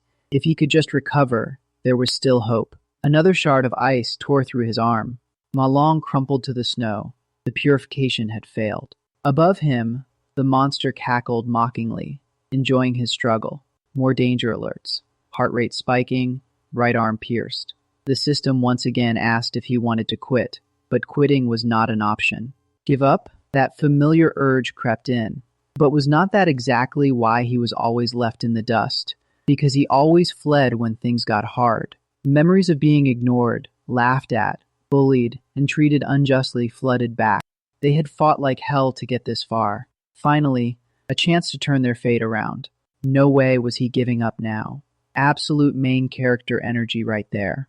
With renewed determination, Ma Long poured everything into his purification spell, focusing all his energy on breaking Si Chen free.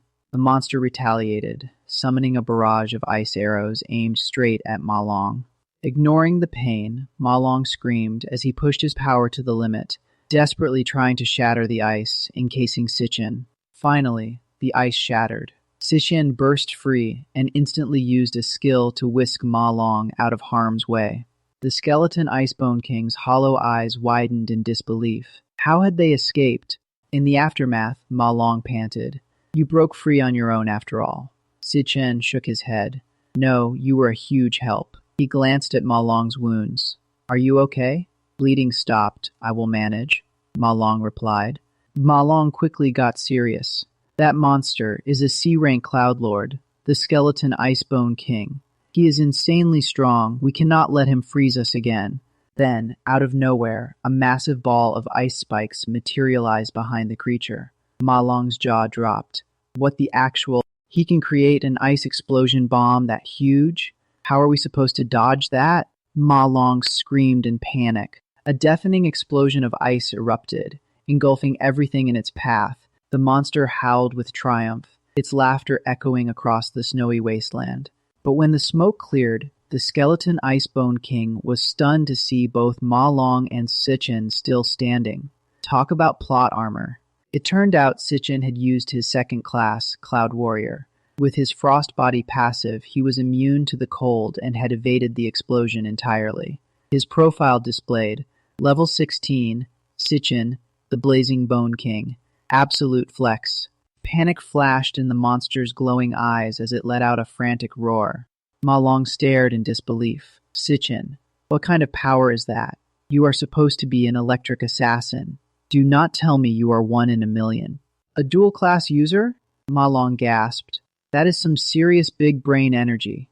Si Chen apologized, admitting his earlier miscalculation had put everyone in danger, as the ice around him began to melt and the system signaled a job switch in progress. But that will not happen again, he declared, a newfound determination in his voice. The system confirmed the job switch complete. Level 16 Si Chen, now the Hell Raksasa, and with a fierce glare he vowed to end this immediately. Ma Long was absolutely stunned at Si Chen's new form. This was next level. He stammered, explaining that normally, an awakener can only awaken one job. Yet there existed an extremely rare chance, 1 in 10 million, where someone could wield 2 jobs. These were called double jobbers, and globally there were fewer than 10 of them. Once such a talent was discovered, every guild would fight to recruit them, and Si Chen, he actually had 3 jobs? Ma Long could barely believe his eyes, and each one felt terrifyingly powerful, with maxed out stats across the board. An explosion of energy erupted from Si Chen as he leaped into the air, ready to finish the monster. The monster's oppressive presence vanished completely under Si Chen's blade. Talk about a total reversal. The monster trembled in fear, staring at the sword about to seal its fate. Si Chen unleashed his skill. 3-phase heavy calamity in super heavy mode, slashing horizontally right through the creature. The system chimed, 5,000 experience, level up, victory achieved, and loot collected. Ma Long could not help but exclaim that Si Chen had just one-shotted a C-rank Lord monster. But then Si Chen asked if the other 2 were still frozen, and if Ma Long had enough left to defrost them. Ma Long suddenly remembered. Oh crap, I forgot about those brothers. He yelled for them to hold on. Si Chen began absorbing the defeated monster, a dark aura swirling around him. The absorption completed, and the system displayed a new job, Cloud Mage, with skills like Icebone Thorn and Ice Explosion Bomb. Si Chen noted that this was his first time absorbing a job outside of dreams, and luckily the camera drone had been frozen earlier, so no one saw. He figured they still had plenty of time, so a perfect score was within reach. The system also showed that his Electro Assassin job had maxed out proficiency, earning him a star for attribute points. Si Chen blinked in surprise. Huh, I got a star. Meanwhile, back in the Palace team's dungeon run, a D-rank nest called Poison Vine Cavern. One team member was desperately trying to control the boss, shouting that this was D-rank boss difficulty, urging the others to hit it harder because he could not hold it much longer. Another member, firing arrows, complained that its defense was too tough. They could not break through it all. The controller lost his grip, and the whole team was sent flying. They panicked, saying they'd never encountered such strong monsters during training, not knowing what to do. They asked if the palace president had gathered enough power yet, with 2 members buffing his stamina and elemental energy. Palace replied calmly, that is enough. He then activated burst speed and charged straight at the demon flower, landing a clean slap. The devastating strike caused the monster to explode into a brilliant burst of light. The team erupted in cheers, praising the president's incredible strength. The drone announced that the Palace team had successfully cleared the D-rank dungeon in just 35 minutes. The teammates celebrated, boasting that clearing a D-rank in half an hour was a feat rarely seen. They calculated their score. With a 1-hour clear and a D-rank multiplier of 3, they got 150 points. A perfect score, a new school record. They eagerly headed out to see the results. Boasting to his underlings, Gong Cheng declared that even the weakest F-rank dungeon took other teams at least an hour to clear. He then sneered that anyone else leaving the dungeon now must have given up early. Just a bunch of losers, cackling triumphantly. Nearby, a shaken student still trembled, begging monsters not to kill him, while his friend tried to calm him down, reminding him they were already out. Another one echoed the terror, saying the monsters were absolutely horrifying. Then Gong Cheng's gaze landed on Si Chen's group, and he let out a knowing, "Ah," he thought to himself. Just as I suspected, Si Chen and his crew bailed out early too. He strutted over to them with a mocking grin. Well, well, if it is not Si Chen, he taunted. He rubbed it in, asking how the great Si Chen could not even finish the exam. Were not you supposed to be hot stuff? But Palace called out to his brother. Gong Cheng, come back. The vice chairman's here. Go greet him. Vice Chairman Kawin clapped, declaring it a splendid performance. Gong Cheng's eyes widened as he realized the man before him was the pinnacle of world power. He is coming over. He excitedly whispered that Kawin was walking straight toward their group. But to everyone's shock, Kawin walked right past Palace's group and headed directly to Si Chen's team. He looked at Si Chen with genuine admiration. Absolutely remarkable, he said. He revealed that Si Chen's team had cleared a D-rank dungeon in just 21 minutes. He noted that even seasoned professional guilds would struggle to match that. Truly impressive. Gong Cheng's jaw dropped. What? Those 4 losers not only cleared a D-rank dungeon, but in 21 minutes. One of Si Chen's teammates beamed and greeted the vice chairman cheerfully. Si Chen sized him up internally. Carl Cavendish, vice chairman of the World Guild Alliance, the second most powerful man on the planet. What was he doing here? Kawin addressed Si Chen directly. You are Si Chen, right? This trip was worth it. He then turned to Palace, acknowledging the young master of the Gong family for also clearing a D-rank dungeon at such a young age. He praised Chairman Gong Lin for raising such a talented son, like father, like son. Gong Lin humbly accepted the compliment, but Gong Lin shot Gong Cheng a displeased look, clearly annoyed by his son's obsession with being number 1. Kawin glanced at his watch. Well, it is getting late. I should be going. He told the principal he was incredibly lucky to have discovered such rare twin prodigies. Gong Xuan cleared his throat and announced the exam results. Since both teams achieved perfect scores, he declared that they were tied for first place, and all members of both teams could join the Imperial Guild. Ma Long pumped his fist in celebration. The rest of Palace's team erupted in joy, reveling in the fact that they'd have job security right out of school. Gong Xuan added that both team leaders, Palace and Si Chen, would receive core management positions and split a 1 million MVP bonus. Both of them looked taken aback by this decision, but Si Chen's mind raced. Only 500,000. He had promised to repay a 1 million debt within a month. Now he'd have to find another 500,000 quickly. Suddenly, Palace spoke up. There can only be one first place, and only one is needed. He challenged Si Chen to a solo tiebreaker. The room fell into stunned silence. Gong Xuan protested, saying the exam was over and a tie was the best outcome. He doubted Si Chen would agree. But Si Chen surprised everyone by asking, if I win, do I get the full million? Palace smirked. If you can beat me, take it all. Kawin clapped, delighted. Interesting. The show is not over yet. Si Chen faced Palace calmly. Name the contest. Qingji could not help but praise Si Chen, admitting he only expected him to be strong, but not to break the record and score a perfect full marks. The news was everywhere, he added, and considering this, he decided to write off the 150,000 debt as an angel investment in Si Chen. But Si Chen firmly refused the offer, stating he would repay every single cent. Then he made 2 requests. First, a 1-week extension on the deadline, explaining that, because of the tie for first place in the graduation exam, he ended up 50,000 short. Si Chen revealed there would be a special tiebreaker test against the other champion, set to take place in a wild dungeon outside school in 1 week.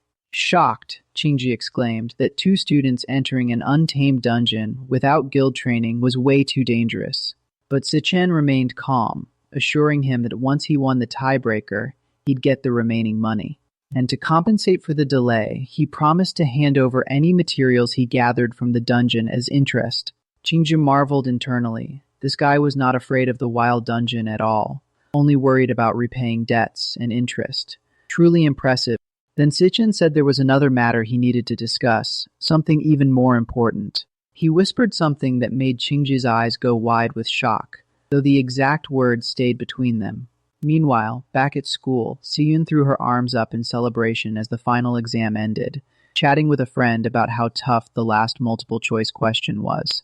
With summer vacation ahead, she suddenly remembered it was also her brother's graduation exam today. 4 years earlier, Si Chen had received the acceptance letter from National Awakening University, his eyes glowing as he announced he'd tested positive for elemental potential. He promised Si Chen he'd become a full-fledged awakener, join a top guild, earn good money, and give her a better life. And maybe, just maybe, he'd uncover the truth about their parents' disappearance.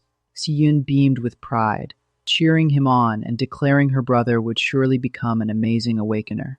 But now, in his senior year, Si Chen still had not awakened, and the thought hung heavy over him. Still, he forced a smile, telling himself he just had to keep working harder. Si Chen reflected that her brother had always been the most hardworking among his peers, yet ended up the only one unable to awaken, watching everyone else grow stronger around him. She could feel the loneliness he must be hiding, even if he never showed it. Her friend Zhu Tong rushed over, bubbling with news about 2 genius graduates from National Awakening University who scored perfect marks. They'd even been personally received by the vice chairman of the Guild Alliance, who gave them sky-high praise, and now the whole county was buzzing about it. Zhu Tong asked if Si Yun's brother went to that school, making Si Yun awkwardly stammer. Just then, a smooth voice interrupted. Jin Duoxin, the school heartthrob, greeted her with a casual good afternoon. Jin Duoxin said he'd booked the top-floor suite at Zifeng Tower, asking if she was free at 8 that evening. Zhu Tong squealed, wondering when Si Yun had gotten chummy with the campus celebrity, while Si Yun just stood there silently. Suddenly, Si Yun bolted away without a word, leaving Zhu Tong calling after her in confusion. As she ran, the bitterness hit her. Everyone's celebrating their perfect scores and fame, but her brother cannot even awaken. Determined to cheer him up, she decided to head straight home and cook an amazing dinner to comfort him. That evening, back at the rented apartment, a lavish feast covered the table, hot pot, stir-fries, and soup, all prepared by Si Yun. Si Chen walked in, genuinely stunned, wondering when his little sister had found the time to make such a spread. He dug into the sukiyaki with delight, but then the evening news came on, broadcasting the graduation exam results. The report showed Vice Chairman Carl Cavendish on site, mingling warmly with the students.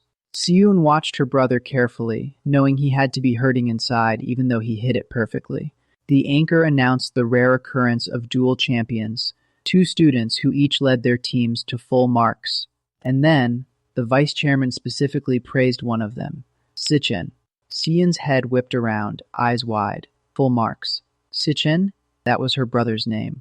Across town, a cold voice spoke. Gong Lin announced that he had built the stage and seated the audience, expecting a show. But the performance was a total failure.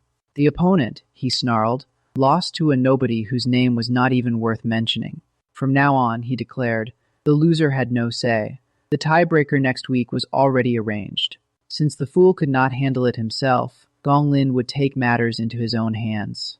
By any means necessary, the top spot would go to the Gong family. The scene shifted to Si Chen watching a TV interview, where President Carl publicly praised his performance, calling it impressive and expressing hopes that Dongxin would continue to nurture outstanding talent. His sister Si Yun looked at him with wide eyes, asking if he was the guy on TV. Si Chen just nodded, taking another bite of his food. She burst out, calling him her brother and saying that during the graduation exam, he led his team to a perfect score and even got a shout-out from the vice chairman of the Guild Alliance. Si Yun started crying tears of joy, calling him her silly older brother who had finally made something of himself. She repeated that he'd truly come a long way. The scene shifted to a fancy dinner on the night of June 17, 2157, the day of the graduation practical exam.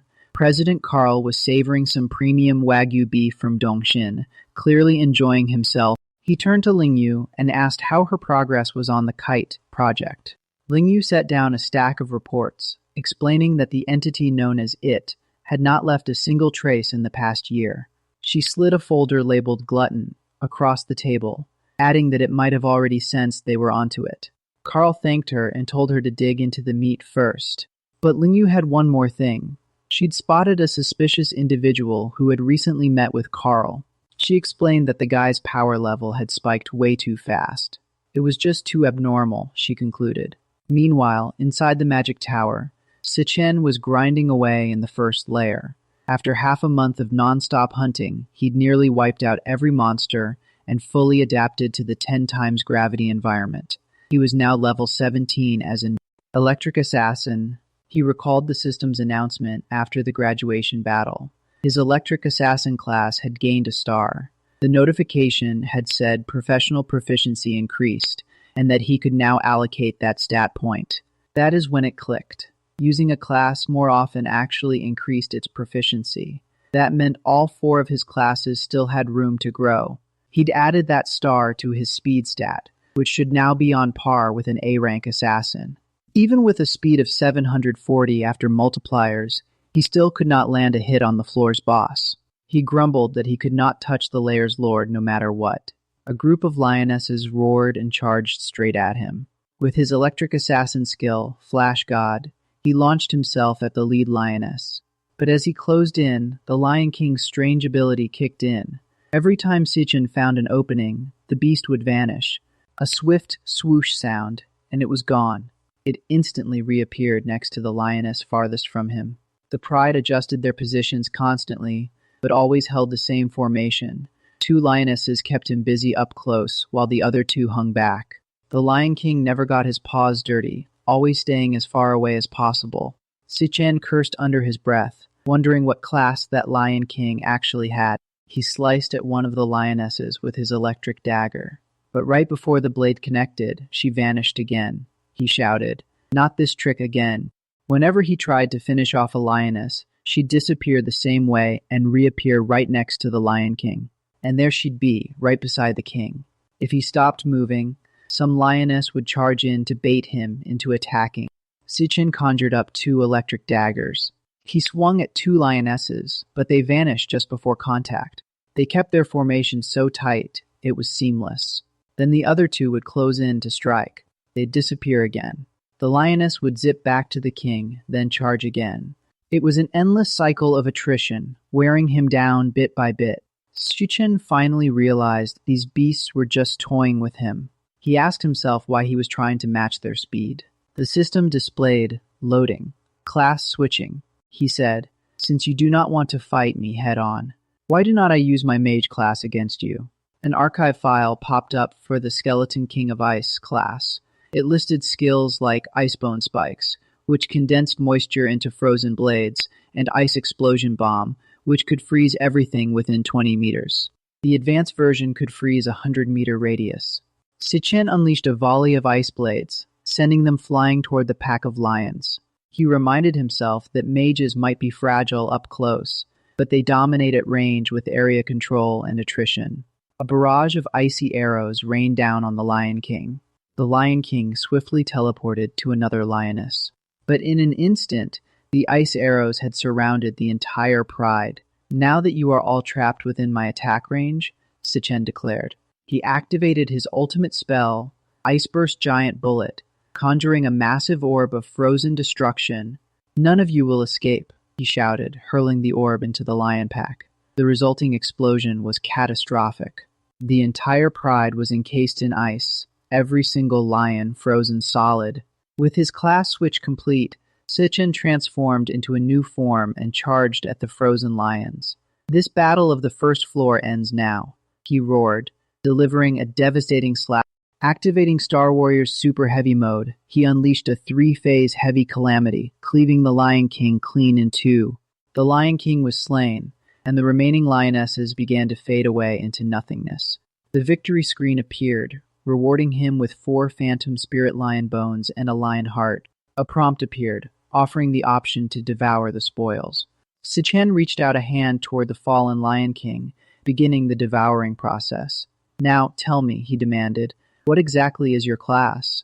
An archive file opened for the young spirit Lion King. The system revealed a rare class, Star Beast Tamer, with abilities like forced contract making and spatial teleportation. Si Chen murmured, "I have never seen a class like this before." Suddenly it all made sense. No wonder the Lion King avoided direct combat. Its own stats were weak, so it relied entirely on its contracted beasts. Still, that teleportation trick is pretty useful, he admitted. He noted that forcing a contract required overwhelming presence. "Looks like I will need to be aggressive to earn a beast's loyalty." Suddenly, the environment began to shift. Huh? Things are changing.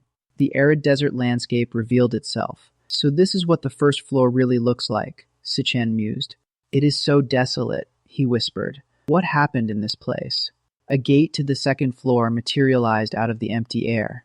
A low growl echoed nearby, catching his attention. He spotted a small lion cub, chained up and looking utterly pathetic.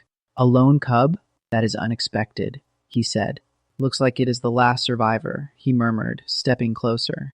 The Lion King's death did not make it vanish, so it is not his contracted beast, Si Chen reasoned. He noticed the chains binding the cub engraved with celestial patterns. Was the Lion King keeping it imprisoned here? Making a decision, Si Chen stepped forward and used his blade to slice through the chains, freeing the cub. Let me set you free, he said softly. This desert is your home, is not it? He asked. Your companions are gone, your home ruined, he continued. I know that pain, he admitted, his voice heavy with empathy. It'll be lonely, but you have to keep living, he told the cub. I should head to the next floor now. Suddenly, the system chimed with a contract request from the cub. Since the beast initiated it, the success rate was 100%, and 2 passive skills would unlock, one to boost the beast's stats and share experience, the other to grant vision when the beast was in danger. Si Chen blinked in surprise. The Lion King Leo was requesting a contract. Huh? He stared at the prompt, considering the offer. Si Chen stared at the lion cub and asked if it really wanted to follow him. Talk about a bold move from a little beast. He laid it all out. Each floor of the tower would be deadlier, monsters stronger, and he could get seriously hurt or even die. No sugarcoating. The cub let out a fierce roar of agreement, practically vibrating with determination. Absolute Chad energy from a tiny lion. Si Chen nodded firmly and said he understood and would accept the contract. He sealed the deal. The system confirmed the contract was completed with Lion King Leo. Smooth sailing. Both passive skills lit up, stat boost, experience share, and danger vision. Talk about a win-win. All right then, let us move out together, Si Chen said, pointing forward like a true leader. He told Leo to stay safe during fights, and the cub chirped happily in response. Cute, but deadly. Stepping through the gates, Si Chen found himself in a fiery hellscape, with lava pouring from above like a liquid death waterfall. He groaned about the heat, feeling like he was about to melt any second, already sweating buckets. He wondered what kind of nightmare lurked on this floor. Spoiler, nothing good. Suddenly, a blinding flash erupted from behind him, completely out of nowhere. Before he could react, a projectile tore through him. Insta-kill. No warning. Si Chen jolted awake, back in bed, shocked that he did not even see what hit him. He could not figure out what kind of monster that was. Talk about a brutal reality check. His sister Si Yun called from outside for him to come eat breakfast. Just another morning after dying in a dream. He sat down to a feast of ramen and fresh fruit, noting that this breakfast was way too generous. Si Yun rattled off chores, washed the dishes, and hang the laundry. The usual sibling tax. Si Chen asked where she was rushing off to since summer break just started, and she replied that she had a summer job. He blinked and said he told her he would handle the money. Classic overprotective brother. But Si Yun just grinned, saying if her big brother was making it big, she could not slack off either, and summer was boring without something to do. She dashed out the door, calling back reminders about the dishes and laundry. Talk about a responsible little sis.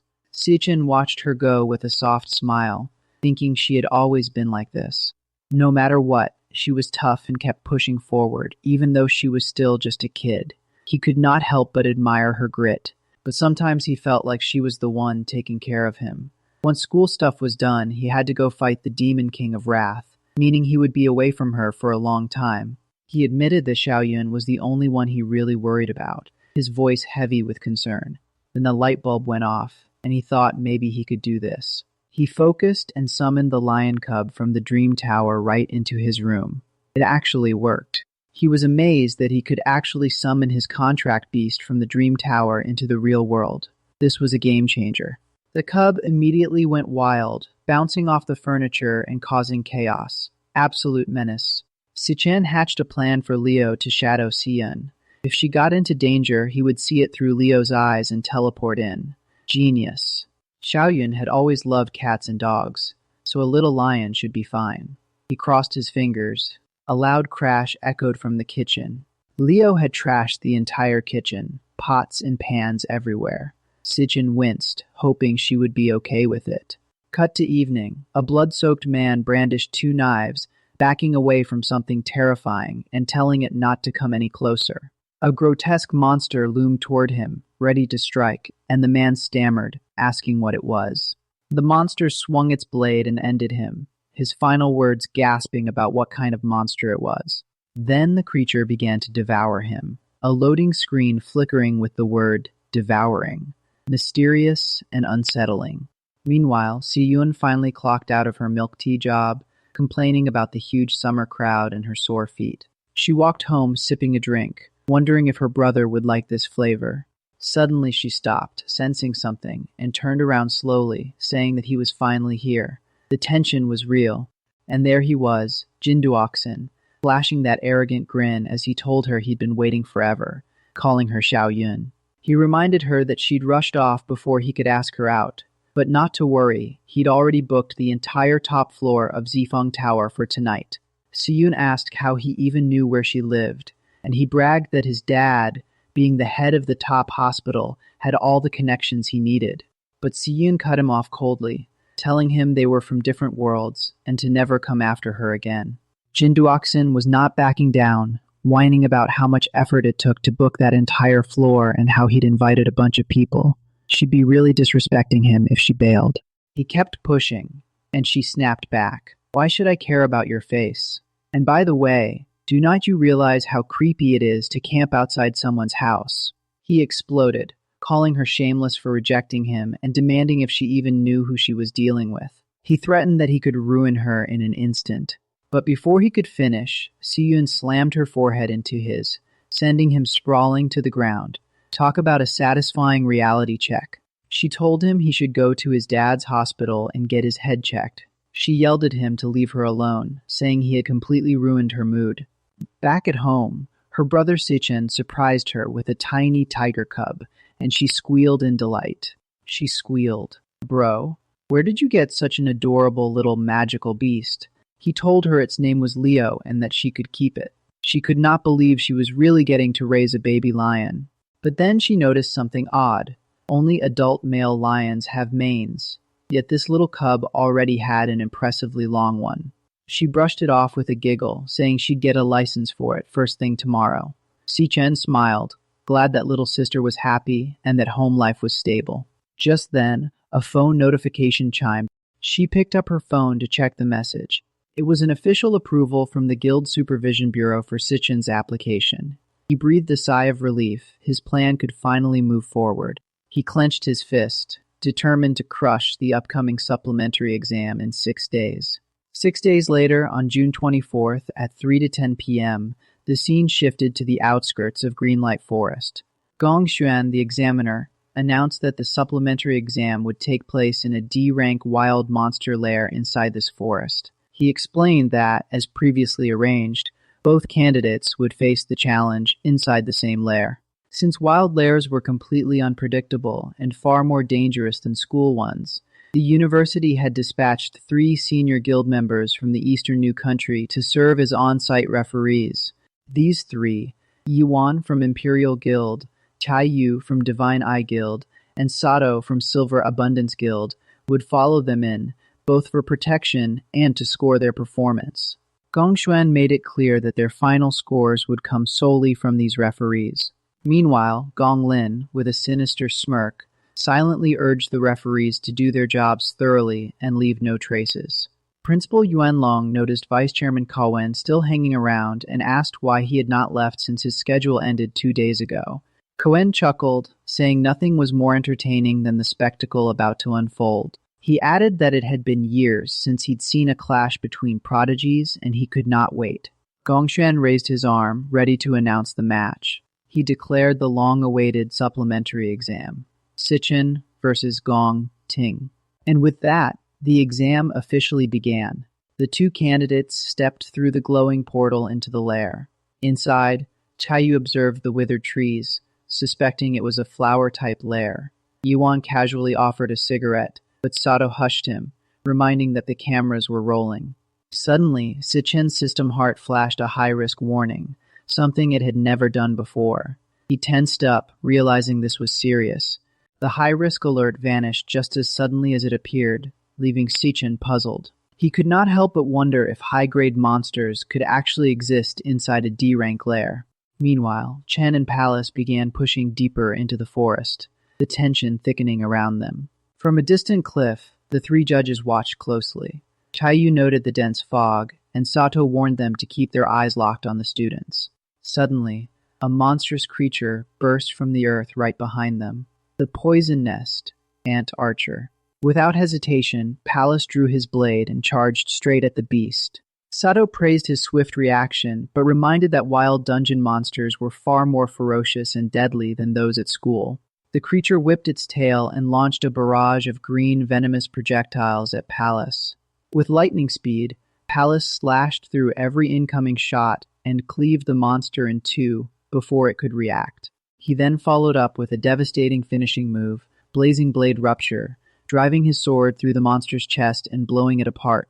The judges were impressed. Caillou gave a perfect 10 for instantaneous reaction and successful deflection of ranged attacks. Iwan noted he disabled the monster by severing its venom sac, awarding full marks for battle logic. Sato gave another 10 for the decisive killing blow. Sato was not done. He praised Palace's movement, control, and finisher as surgical precision, calling it outstanding for a student against a wild D-rank creature. But then his tone shifted as he brought up the other candidate, Si Chen. According to Sato, Si Chen had not reacted at all when the monster showed up and just kept wandering around. He called it a complete failure. Kowen turned to Yuanlong, wondering what Si Chen was actually searching for. The old principal guessed he must be after something. A shortcut to score big. Meanwhile, Chen apparently found what he was looking for. He drove his electric blade into the ground, muttering, "Found it." The moment the blade hit, a surge of electricity rippled through the ground, detonating hidden nests and sending a swarm of monsters flying into the air. The judges panicked.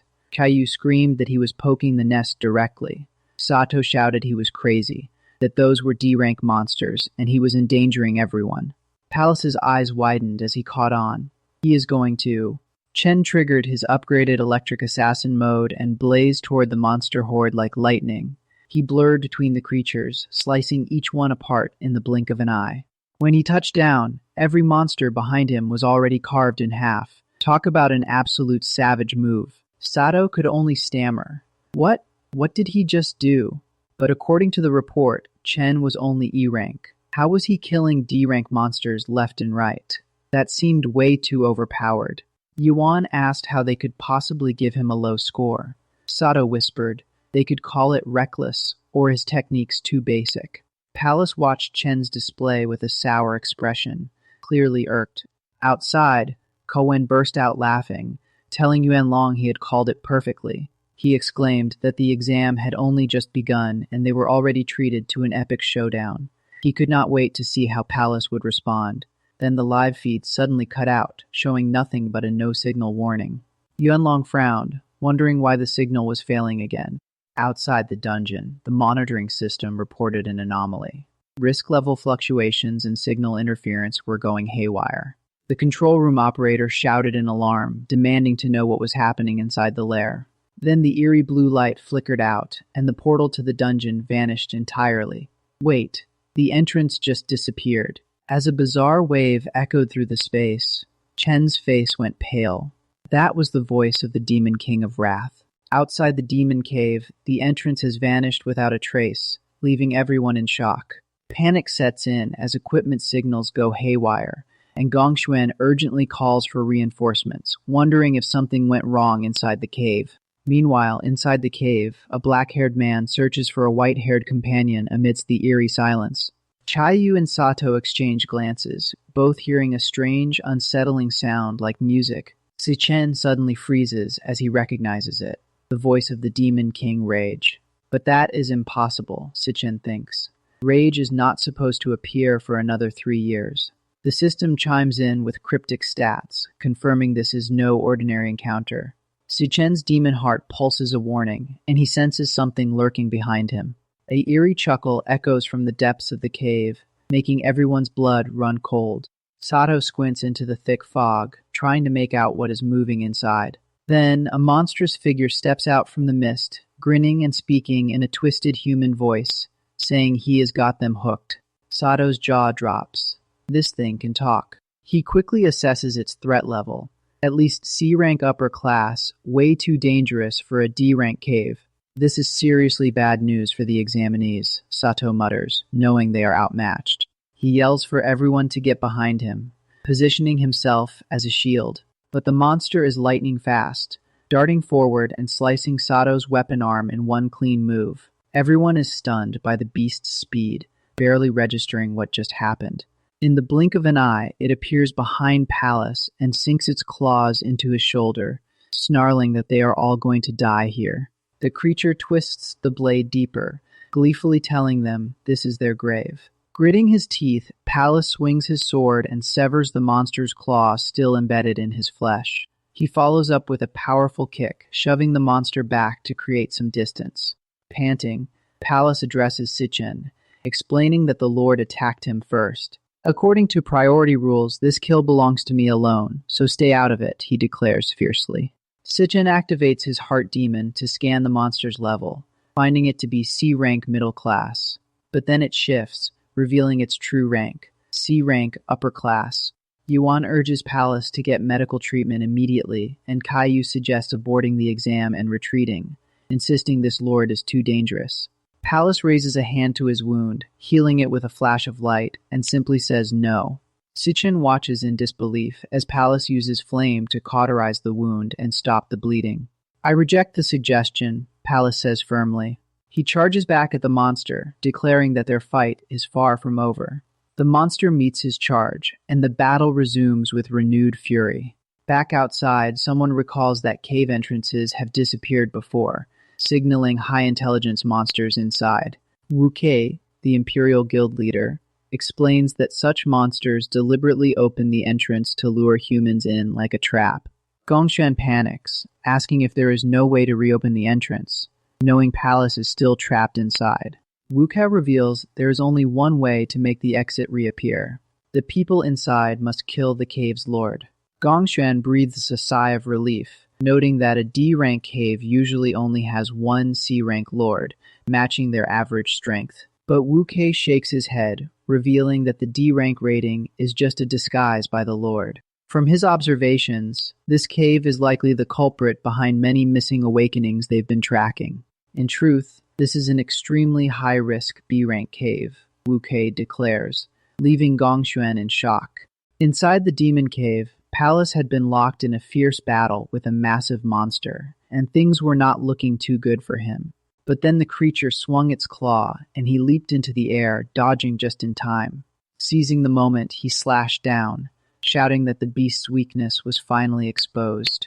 With a final blow, he brought the monster down, leaving the judges in absolute disbelief. Caillou gasped in shock, exclaiming that Palace had actually soloed the Lord all by himself. She could not help but admit his strength was seriously no joke. Meanwhile, Yuan was checking on Sato, who had just regained consciousness thanks to some quick healing, but Sato noticed his hand bracelet had lost connection to the outside world.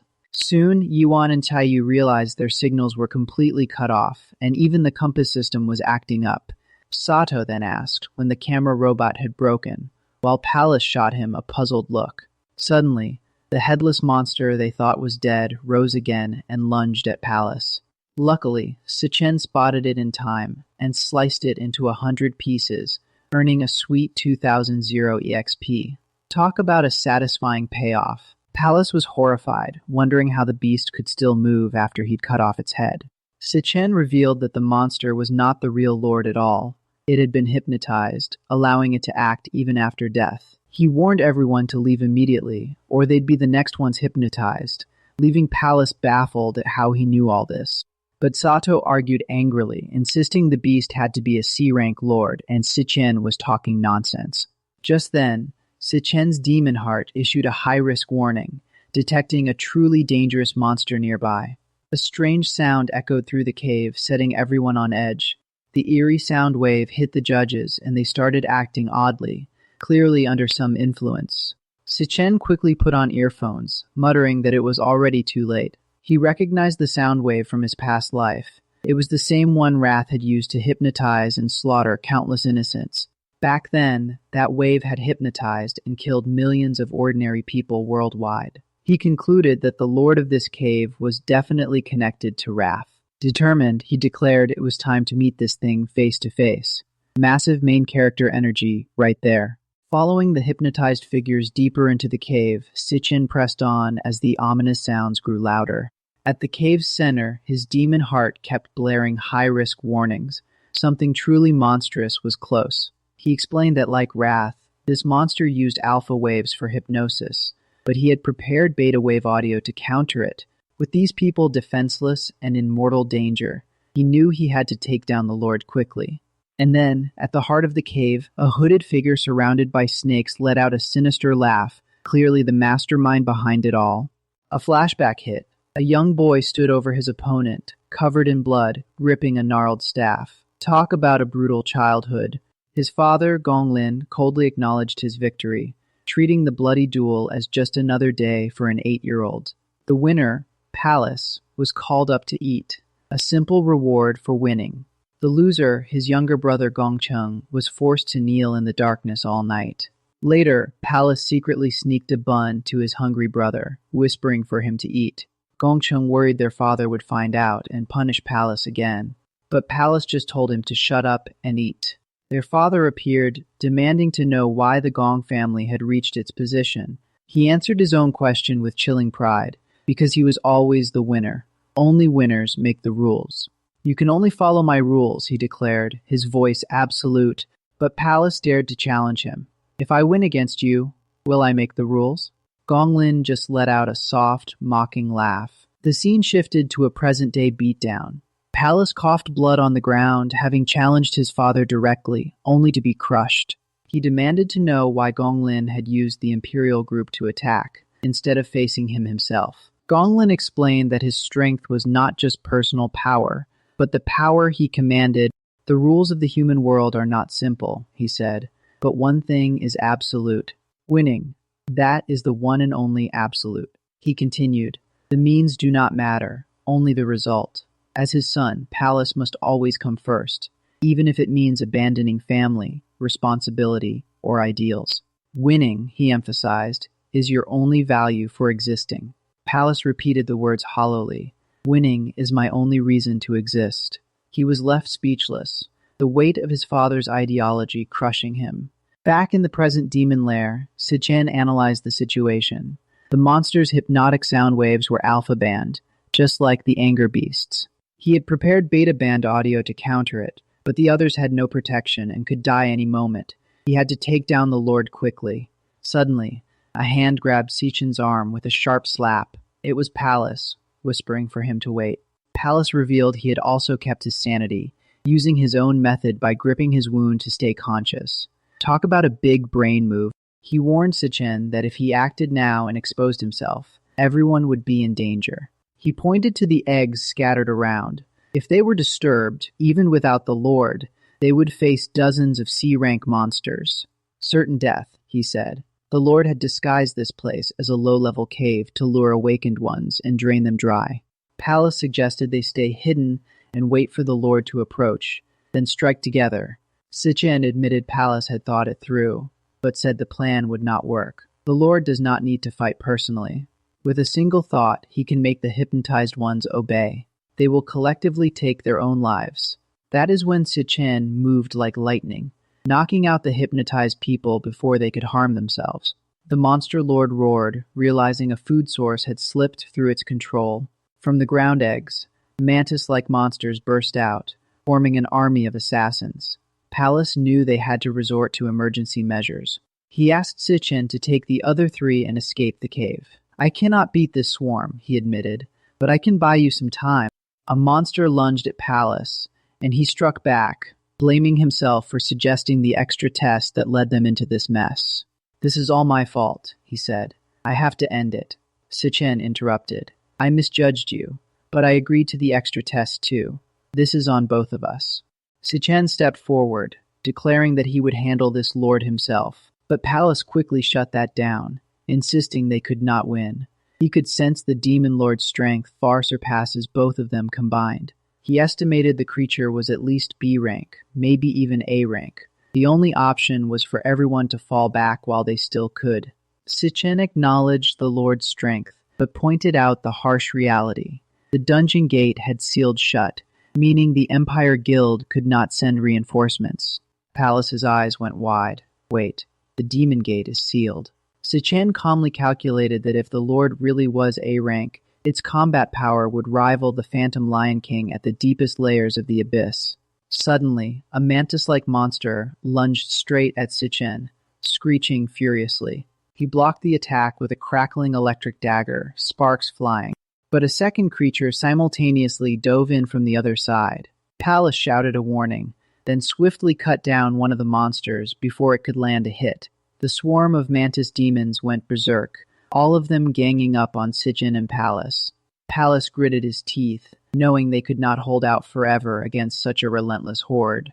Then Si Chen summoned his signature skill, Lightning Assassin, forming multiple electric arrows that crackled in his hands. He hurled the bolts into the swarm, and the explosion lit up the battlefield. The arrows tore through the creatures, sending them screeching and writhing in pain. Without missing a beat, Si Chen activated Flash God and blurred through the mob like a gust of wind, decapitating monsters left and right. Pallas could not believe his eyes. Assassin class was supposed to have low power, so getting swarmed should be a death sentence. Yet, every single strike landed square on a vital point. He was compensating for the lack of raw force with pure speed and technique. Pallas realized Si Chen's current speed was at least A rank level. For the first time, a spark of hope flickered in his mind. Maybe, just maybe, they actually stood a chance. But the demon lord grew impatient, roaring that they were taking too long, and then unleashed an ultimate buff on its monster army. Ultimate enhancement. Their stamina and physical stats skyrocketed. The monsters swelled in size, becoming deadlier and more aggressive. The Lord barked orders, commanding its minions to shred Si Chen to pieces. A crab-like creature slashed with its pincer, but Si Chen narrowly dodged. Meanwhile, Pallas was charging up a skill from the sidelines, muttering to himself, "Hold on, Si Chen." Si Chen moved like lightning, carving into the monsters' weak points with eerie precision. Another demon tried to ambush him from behind, but Si Chen sensed it and instantly teleported behind its back. Caught completely off guard, the monster could only twitch as Si Chen unleashed a rapid combo of slashes, but the demon whipped its claw around, sending Si Chen stumbling backward from the shockwave. Si Chen noted that these enhanced demons had stats nearing B rank, and their shells were ridiculously tough. He could not land clean hits on their vitals. He had to find a way to break through their armor first. Suddenly, a triumphant cry rang out from behind. "Thanks for buying me time, Si Chen." It turned out Pallas had been charging his stats all along, and now they had spiked to incredible levels. Speed, stamina, elemental power, mental focus, luck, all maxed out. He shouted that the time Si Chen bought was enough. Back in the real world, at 17:30, in Siyun's rental apartment, Jutong showed up apologizing for being late. She'd stopped to grab some drinks. Siyun waved it off, saying her brother was not home yet anyway. Jutong raised an eyebrow, surprised he still had not returned. Jutong asked if her brother even knew she'd passed the Art Academy exam. Not yet, Siyun admitted, but she told him she had news. He'd probably be late, so why not start eating? But then Siyun realized they were out of garlic sauce. She told Jutong to wait. She'd run to the store with Leo the lion cub and grab some snacks too. Time to celebrate properly. At the convenience store, she paid and thanked the cashier, then cooed at Leo peeking quietly from her bag, calling him a good boy. The little lion stayed calm and quiet inside her bag, not causing a fuss. She praised him and promised to buy him more cookies next time. But around a street corner, a shady group had their eyes locked on her, one of them confirming he had her in sight. One asked if they should make a move, but the leader told him to wait. Follow her until there are no cameras, then deal with her. The thug replied with a nod, and so they began tailing her through the streets. But Siyun was sharp. She'd noticed the same faces since she left the store. What did they want? Leo let out a soft whimper, sensing trouble. You feel it too, huh? She whispered, telling him to stay hidden. She braced herself, muttering that it looked like they were in for an adventure. Meanwhile, back in the demon realm, Si Chen assessed the situation. These enhanced monsters had stats close to B rank. Their shells were rock hard, making it nearly impossible to strike a weak point. He had to find a way to break through their armor. Suddenly, Palace's voice rang out with gratitude, thanking Si Chen for buying him enough time. He'd been charging his stats, stamina, speed, elemental power, mental focus, luck, all maxed out. Si Chen's eyes widened in surprise. Palace declared that this was his ultimate finishing move. He warned that even an A-rank lord would be reduced to ashes, then unleashed his skill, Nova Warrior. Extreme Blazing Sky Cleaver, sending a colossal sword arc toward the demon horde. With a deafening boom, the blade swept through the monsters, vaporizing them on contact. The slash kept barreling straight toward the demon lord himself. When it struck, a massive explosion erupted, engulfing everything in blinding light. Palace collapsed to the ground, completely spent, stamina, mental energy, and elemental power all drained to zero. He gasped, thinking it was finally over.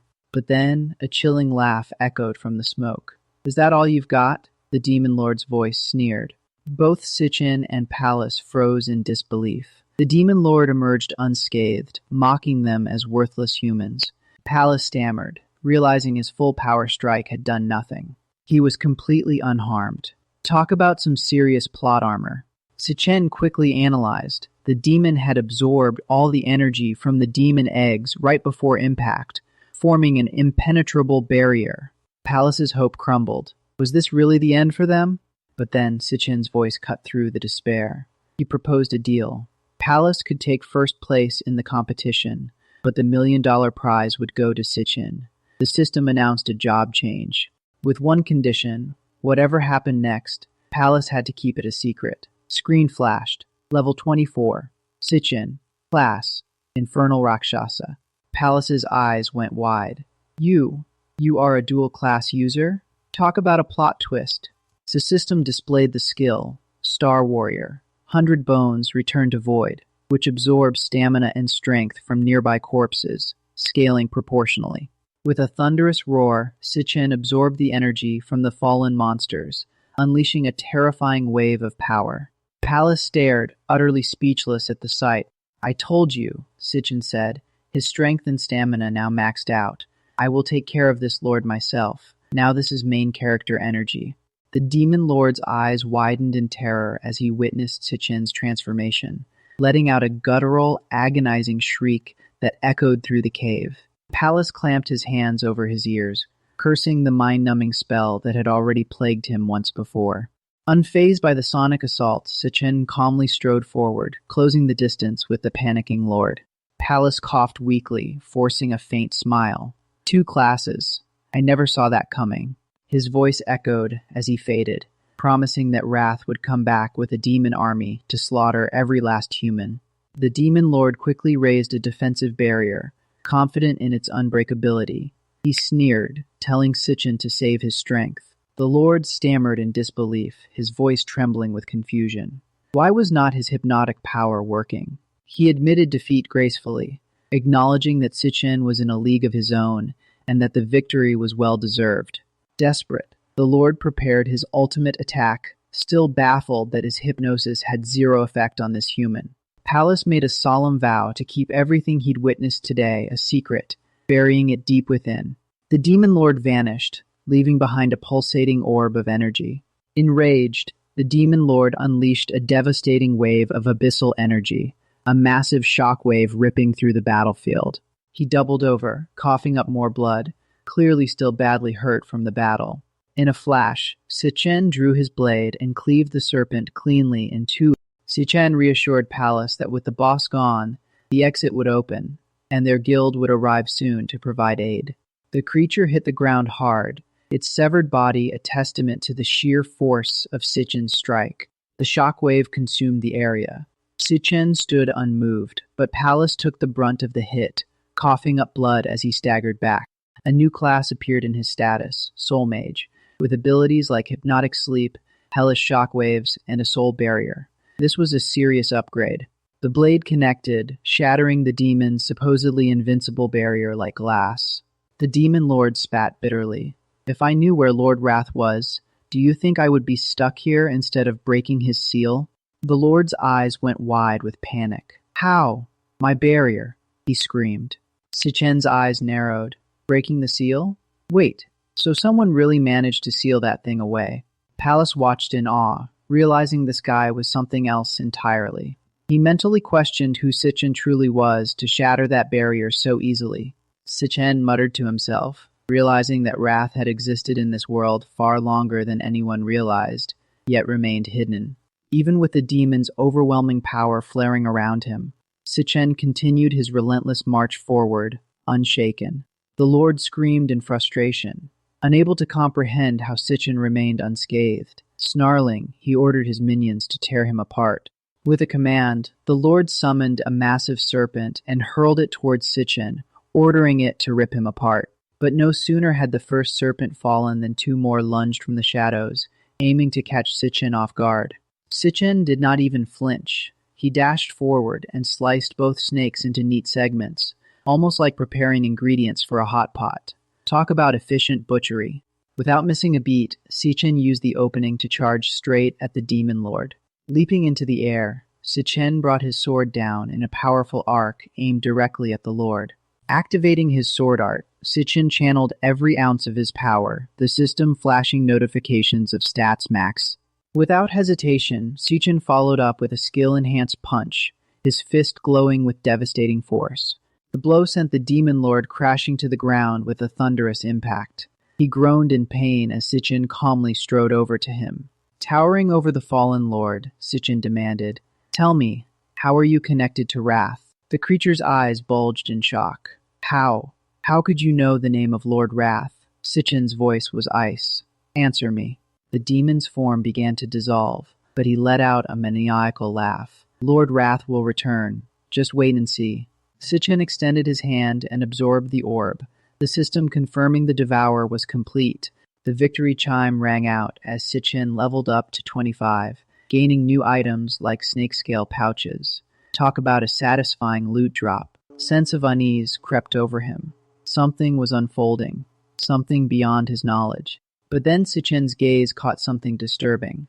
A dangerous-looking man surrounded by writhing tentacles in the distance. His blood ran cold as he realized that the figure in peril was none other than Si Chen. The thugs panicked, realizing she'd slipped away. The scene shifted to a dark alley on June 24th, 2157, where Si Chen realized she was being tailed by a shady group. Stepping closer, he told her to make this enjoyable for him. She'd noticed them following her ever since she left the shop, and she had no clue what they wanted.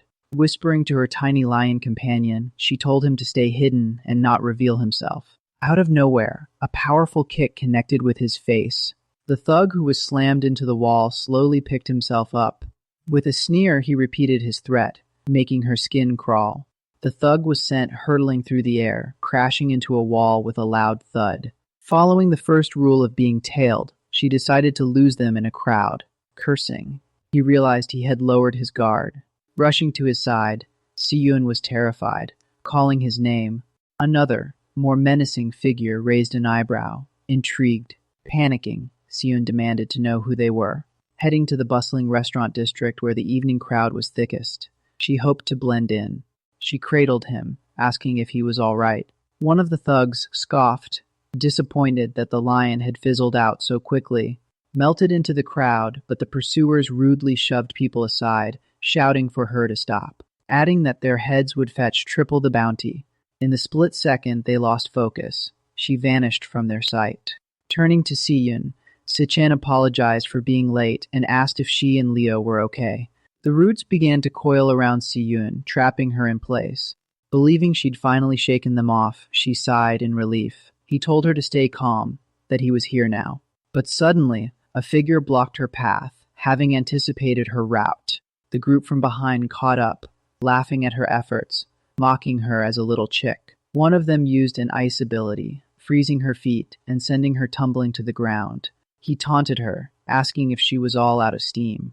Leo, the little cub, had transformed into a magnificent adult lion with a flowing white mane, radiating raw power. Talk about a serious upgrade. Dumbfounded, Si-Yun stared at her, suddenly massive guardian.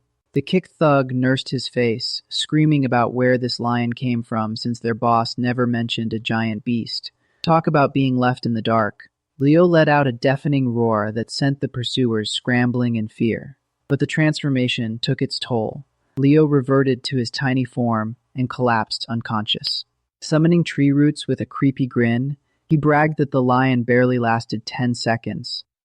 Terrified, she warned them to stay back. He leaned in, telling her not to waste his time, and demanded she either remove it herself or let him do it. Suddenly, Leo's eyes snapped open, and it felt like someone else was watching through them. A spatial rift tore open, and Si Chen burst out, delivering a brutal kick to the thug closing in on his sister. Absolute savage. The impact sent the man flying into the wall with a sickening crunch. The thugs were stunned, demanding to know where this unexpected backup came from. She told Si Chen she did not know how they tracked her, and that all of them were awakened beings. Threatening to take their heads back to his employer, he claimed Si Chen had made a fatal mistake. Si Chen ordered Si-Yun to hide behind him, promising this would be over quickly. Back in the day, a young Si Chen was getting absolutely bullied by a group of kids. One punk sneering at him, calling him a disgusting parasite. Talk about a rough start. They stomped him into the ground while he curled up, covering his face. But then, little Si-Yun showed up, terrified but brave, shouting at them to let her brother go. Girl had serious guts. The bully turned on her with a smirk, calling her a parasite too. Si Chen, even while down, warned them not to touch her. He reminded them that they promised not to lay a hand on Xiaoyun, but promises meant nothing to these thugs. The bully just laughed and admitted he lied, saying today he'd teach Si Chen a lesson for walking into trouble himself. Classic villain logic. That is when young Si Chen grabbed a brick and smashed it into the fat guy's head. Bam! Instant karma. He charged straight at the main bully, not backing down an inch. How dare you? Si Chen yelled, his voice full of fire. You broke your promise. And he slammed the brick into the bully's head with a loud thud. The bully got kicked away, screaming in pain as he flew.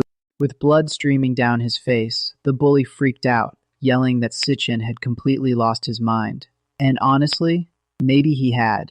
But through it all, Si Chen turned to his sister, comforting her. It is okay, Xiaoyun, do not be afraid. Now, back to the present, and history is repeating itself. Si Chen once again shields Si-Yun, telling her to hide behind him and not move. He promises it will not take long, and given what we've seen, we believe him. But Si-Yun worries, because there are 3 awakened enemies blocking their path. She thinks to herself, but there are 3 awakened ones. None of them look scared of death. There is no way brother can take all 3. Talk about underestimating the big bro. One of them charges at Si Chen, shouting, Hey, pretty boy, why are you just standing there? Without breaking a sweat, Si Chen flicks his hand and sends the guy flying into the wall. Bam! That is 1 down. Another one, a fat guy, rushes in, thinking he can take him. Si Chen blocks his attack with one hand and headbutts him straight into a nearby trash can. Absolute savage. A root controller attacks with vines, but Si Chen casually twists to dodge every strike. He is built different. As he charges, the root controller taunts. Look at this scrawny kid in a school uniform. Big mistake. He sends spiked roots to turn Si Chen into a human pincushion, but it is not going to be that easy. Si Chen dances around them effortlessly and declares, I am going to finish this. You know it is over when he says that. He weaves through the roots and closes in for a punch, leaving the controller frozen in shock. The root controller's jaw drops. Impossible! What kind of movement was that? His skill issue is showing. Meanwhile, Si-Yun suddenly recalls the truth. Her brother did not just pass awakened exams, he crushed everyone. He was number 1. And right on cue, Si Chen lands a devastating punch to the root controller's face. Si-Yun's voice echoes in her mind. Number 1 among everyone. Talk about main character energy. Brother is not just an awakened, he is on an entirely different level, a class of his own, and these thugs are about to find out the hard way. The root controller gets sent crashing into the wall, his face mashed like paste. One down. The entire stalker squad is left lying on the ground, completely wrecked. Talk about a clean sweep. Si Chen calmly tells Si Yun to take Pero home, handling the situation like a boss. He adds that he'll haul this Dakura guy to the police station and be right back. Typical big bro energy. Si Yun nods, understanding completely. She has got his back. Cut to later. Si Chen has the 3 stalkers tied up in an abandoned house, ready for some answers. The white-haired guy freaks out, demanding to know where they are and why they are there. Si Chen questions them about the Black Horn Association and who hired them. He knows the game. The white hair tries to intimidate him, saying if he talks, the whole underworld is done. But Si Chen is not buying it. Si Chen smirks and triggers the system, loading a new profession. Looks like he is about to get serious. The system confirms the switch is complete. New skills unlocked. Si Chen gains 3 devastating psychic abilities. Hypnosis, a psychic shockwave, and a barrier that siphons energy from his enemies. Absolute game changer. Hypnotic sound waves from Si Chen forced the white-haired thug into a trance, his eyes glazing over. Under the spell, the guy's own tree vines rose up violently, and his friends screamed in confusion, "What is happening to you?" Then the flower mage in the group, Si Chen's soul rest enigma skill, made him impale himself on his own plants. A cold order came, then the hand, and sure enough, the roots pierced through the guy's hands, pinning him to the ground. The verdict was delivered. This is exactly what you deserve for putting your hands anywhere near Si Yun. Pure vengeance mode activated. Another tied-up crony shouted in horror. What in the hell did you just do to him? Si Chen turned to him with glowing eyes. Now then, it is your turn. That was all it took. The guy started screaming bloody murder, begging for mercy. He broke instantly, yelling, Okay, do not. I will talk. I will tell you everything. It is the son of the first hospital director. He blurted out the name. His name is Jin. So the big boss is Sterling Jin. The scene cut to June 24th, 5 p.m. at the rooftop pool of Purple Peak Tower. Jin's buddy was already teasing him. Hey, Sterling, is it true the same girl rejected you twice? You cannot even charm one junior school girl. They laughed. What happened to our legendary campus heartthrob, huh? Ouch, that has gotta sting. But Jin was fuming. That little th made me look like a complete idiot in front of everyone. Twice. Tonight she is going to regret every single second of it. Classic, rich, brat tantrum. When a girl asked where he was sneaking off to, he snapped, taking a leak, leave me alone. He stomped into the bathroom, anger radiating off him.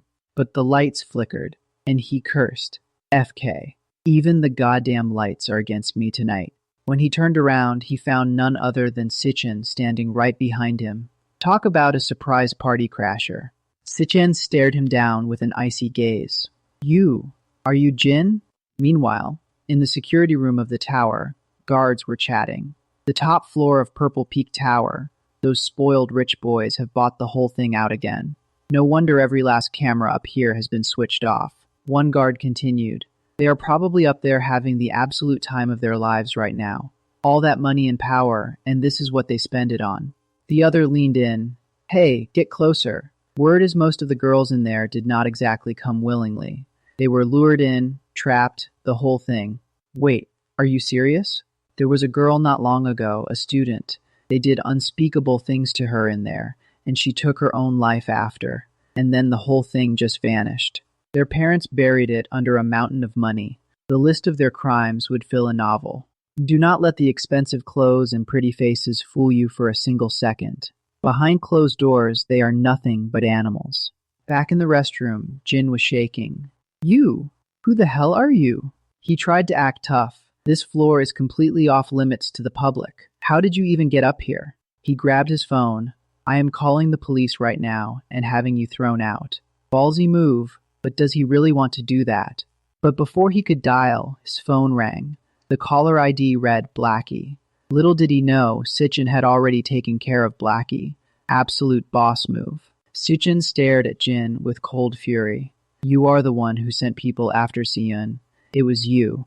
Jin's face went pale as he spotted Blackie's phone in Si Chen's hand. Why do you have Blackie's phone on you? What did you do? Classic panic mode. Si Chen crushed the phone in his grip. Where is he? What did you do to him? That is some next-level intimidation. Jin stumbled back, screaming. Stay back. Who in the world are you? The mighty rich boy was crumbling fast. A single punch sent Jin flying across the room with a satisfying crash. Talk about a reality check. He lay on the floor, gasping for help, but nobody came. His own party guests were out cold, hypnotized. Karma's a real beast. The entire pool area was silent. Si Chen had already put everyone under his spell. No backup for this brat. Jin tried to crawl away, utterly pathetic. What is wrong with you? Who are you? He was completely out of his depths. What did I ever do to you? He whined. But Si Chen's eyes burned with righteous fury. Jin screamed, Stay back. My father is the director of the first hospital. You'll regret this. Pulling the daddy card, real original. Touch me and he'll have you buried. But Si Chen did not flinch. That threat was about as useful as a paper shield. Shut your mouth, Si Chen commanded, his hypnotic power taking hold. And just like that, Jin's eyes went blank. Jin's gaze shifted, his will completely crushed under the spell. He was putty in Si Chen's hand. Now pick it up, Si Chen ordered, pointing to a shattered piece of glass on the floor. Jin mechanically grabbed a shard, while Si Chen thought, pure evil does not only lurk inside dungeons. It walks among us every single day. Si Chen's voice echoed. It walks among us every single day. These words hit like a hammer. These people use their money to commit whatever crimes they want. He was laying out the ugly truth. And then they use their power to make sure none of it ever sticks. That is the real villainy. They move through doing whatever they want to, whoever they want, with methods more rotten than anything a demon could dream up. Absolute truth bomb. Every single threat that gets anywhere near Si Chen, I will hunt down. I will wipe out. And I told my people to make sure Jin never ever forgets this day, by any means necessary. Chills. Do it. I will not flinch. Not for a single second. Si Chen's command was final. The judge, jury, and executioner had spoken.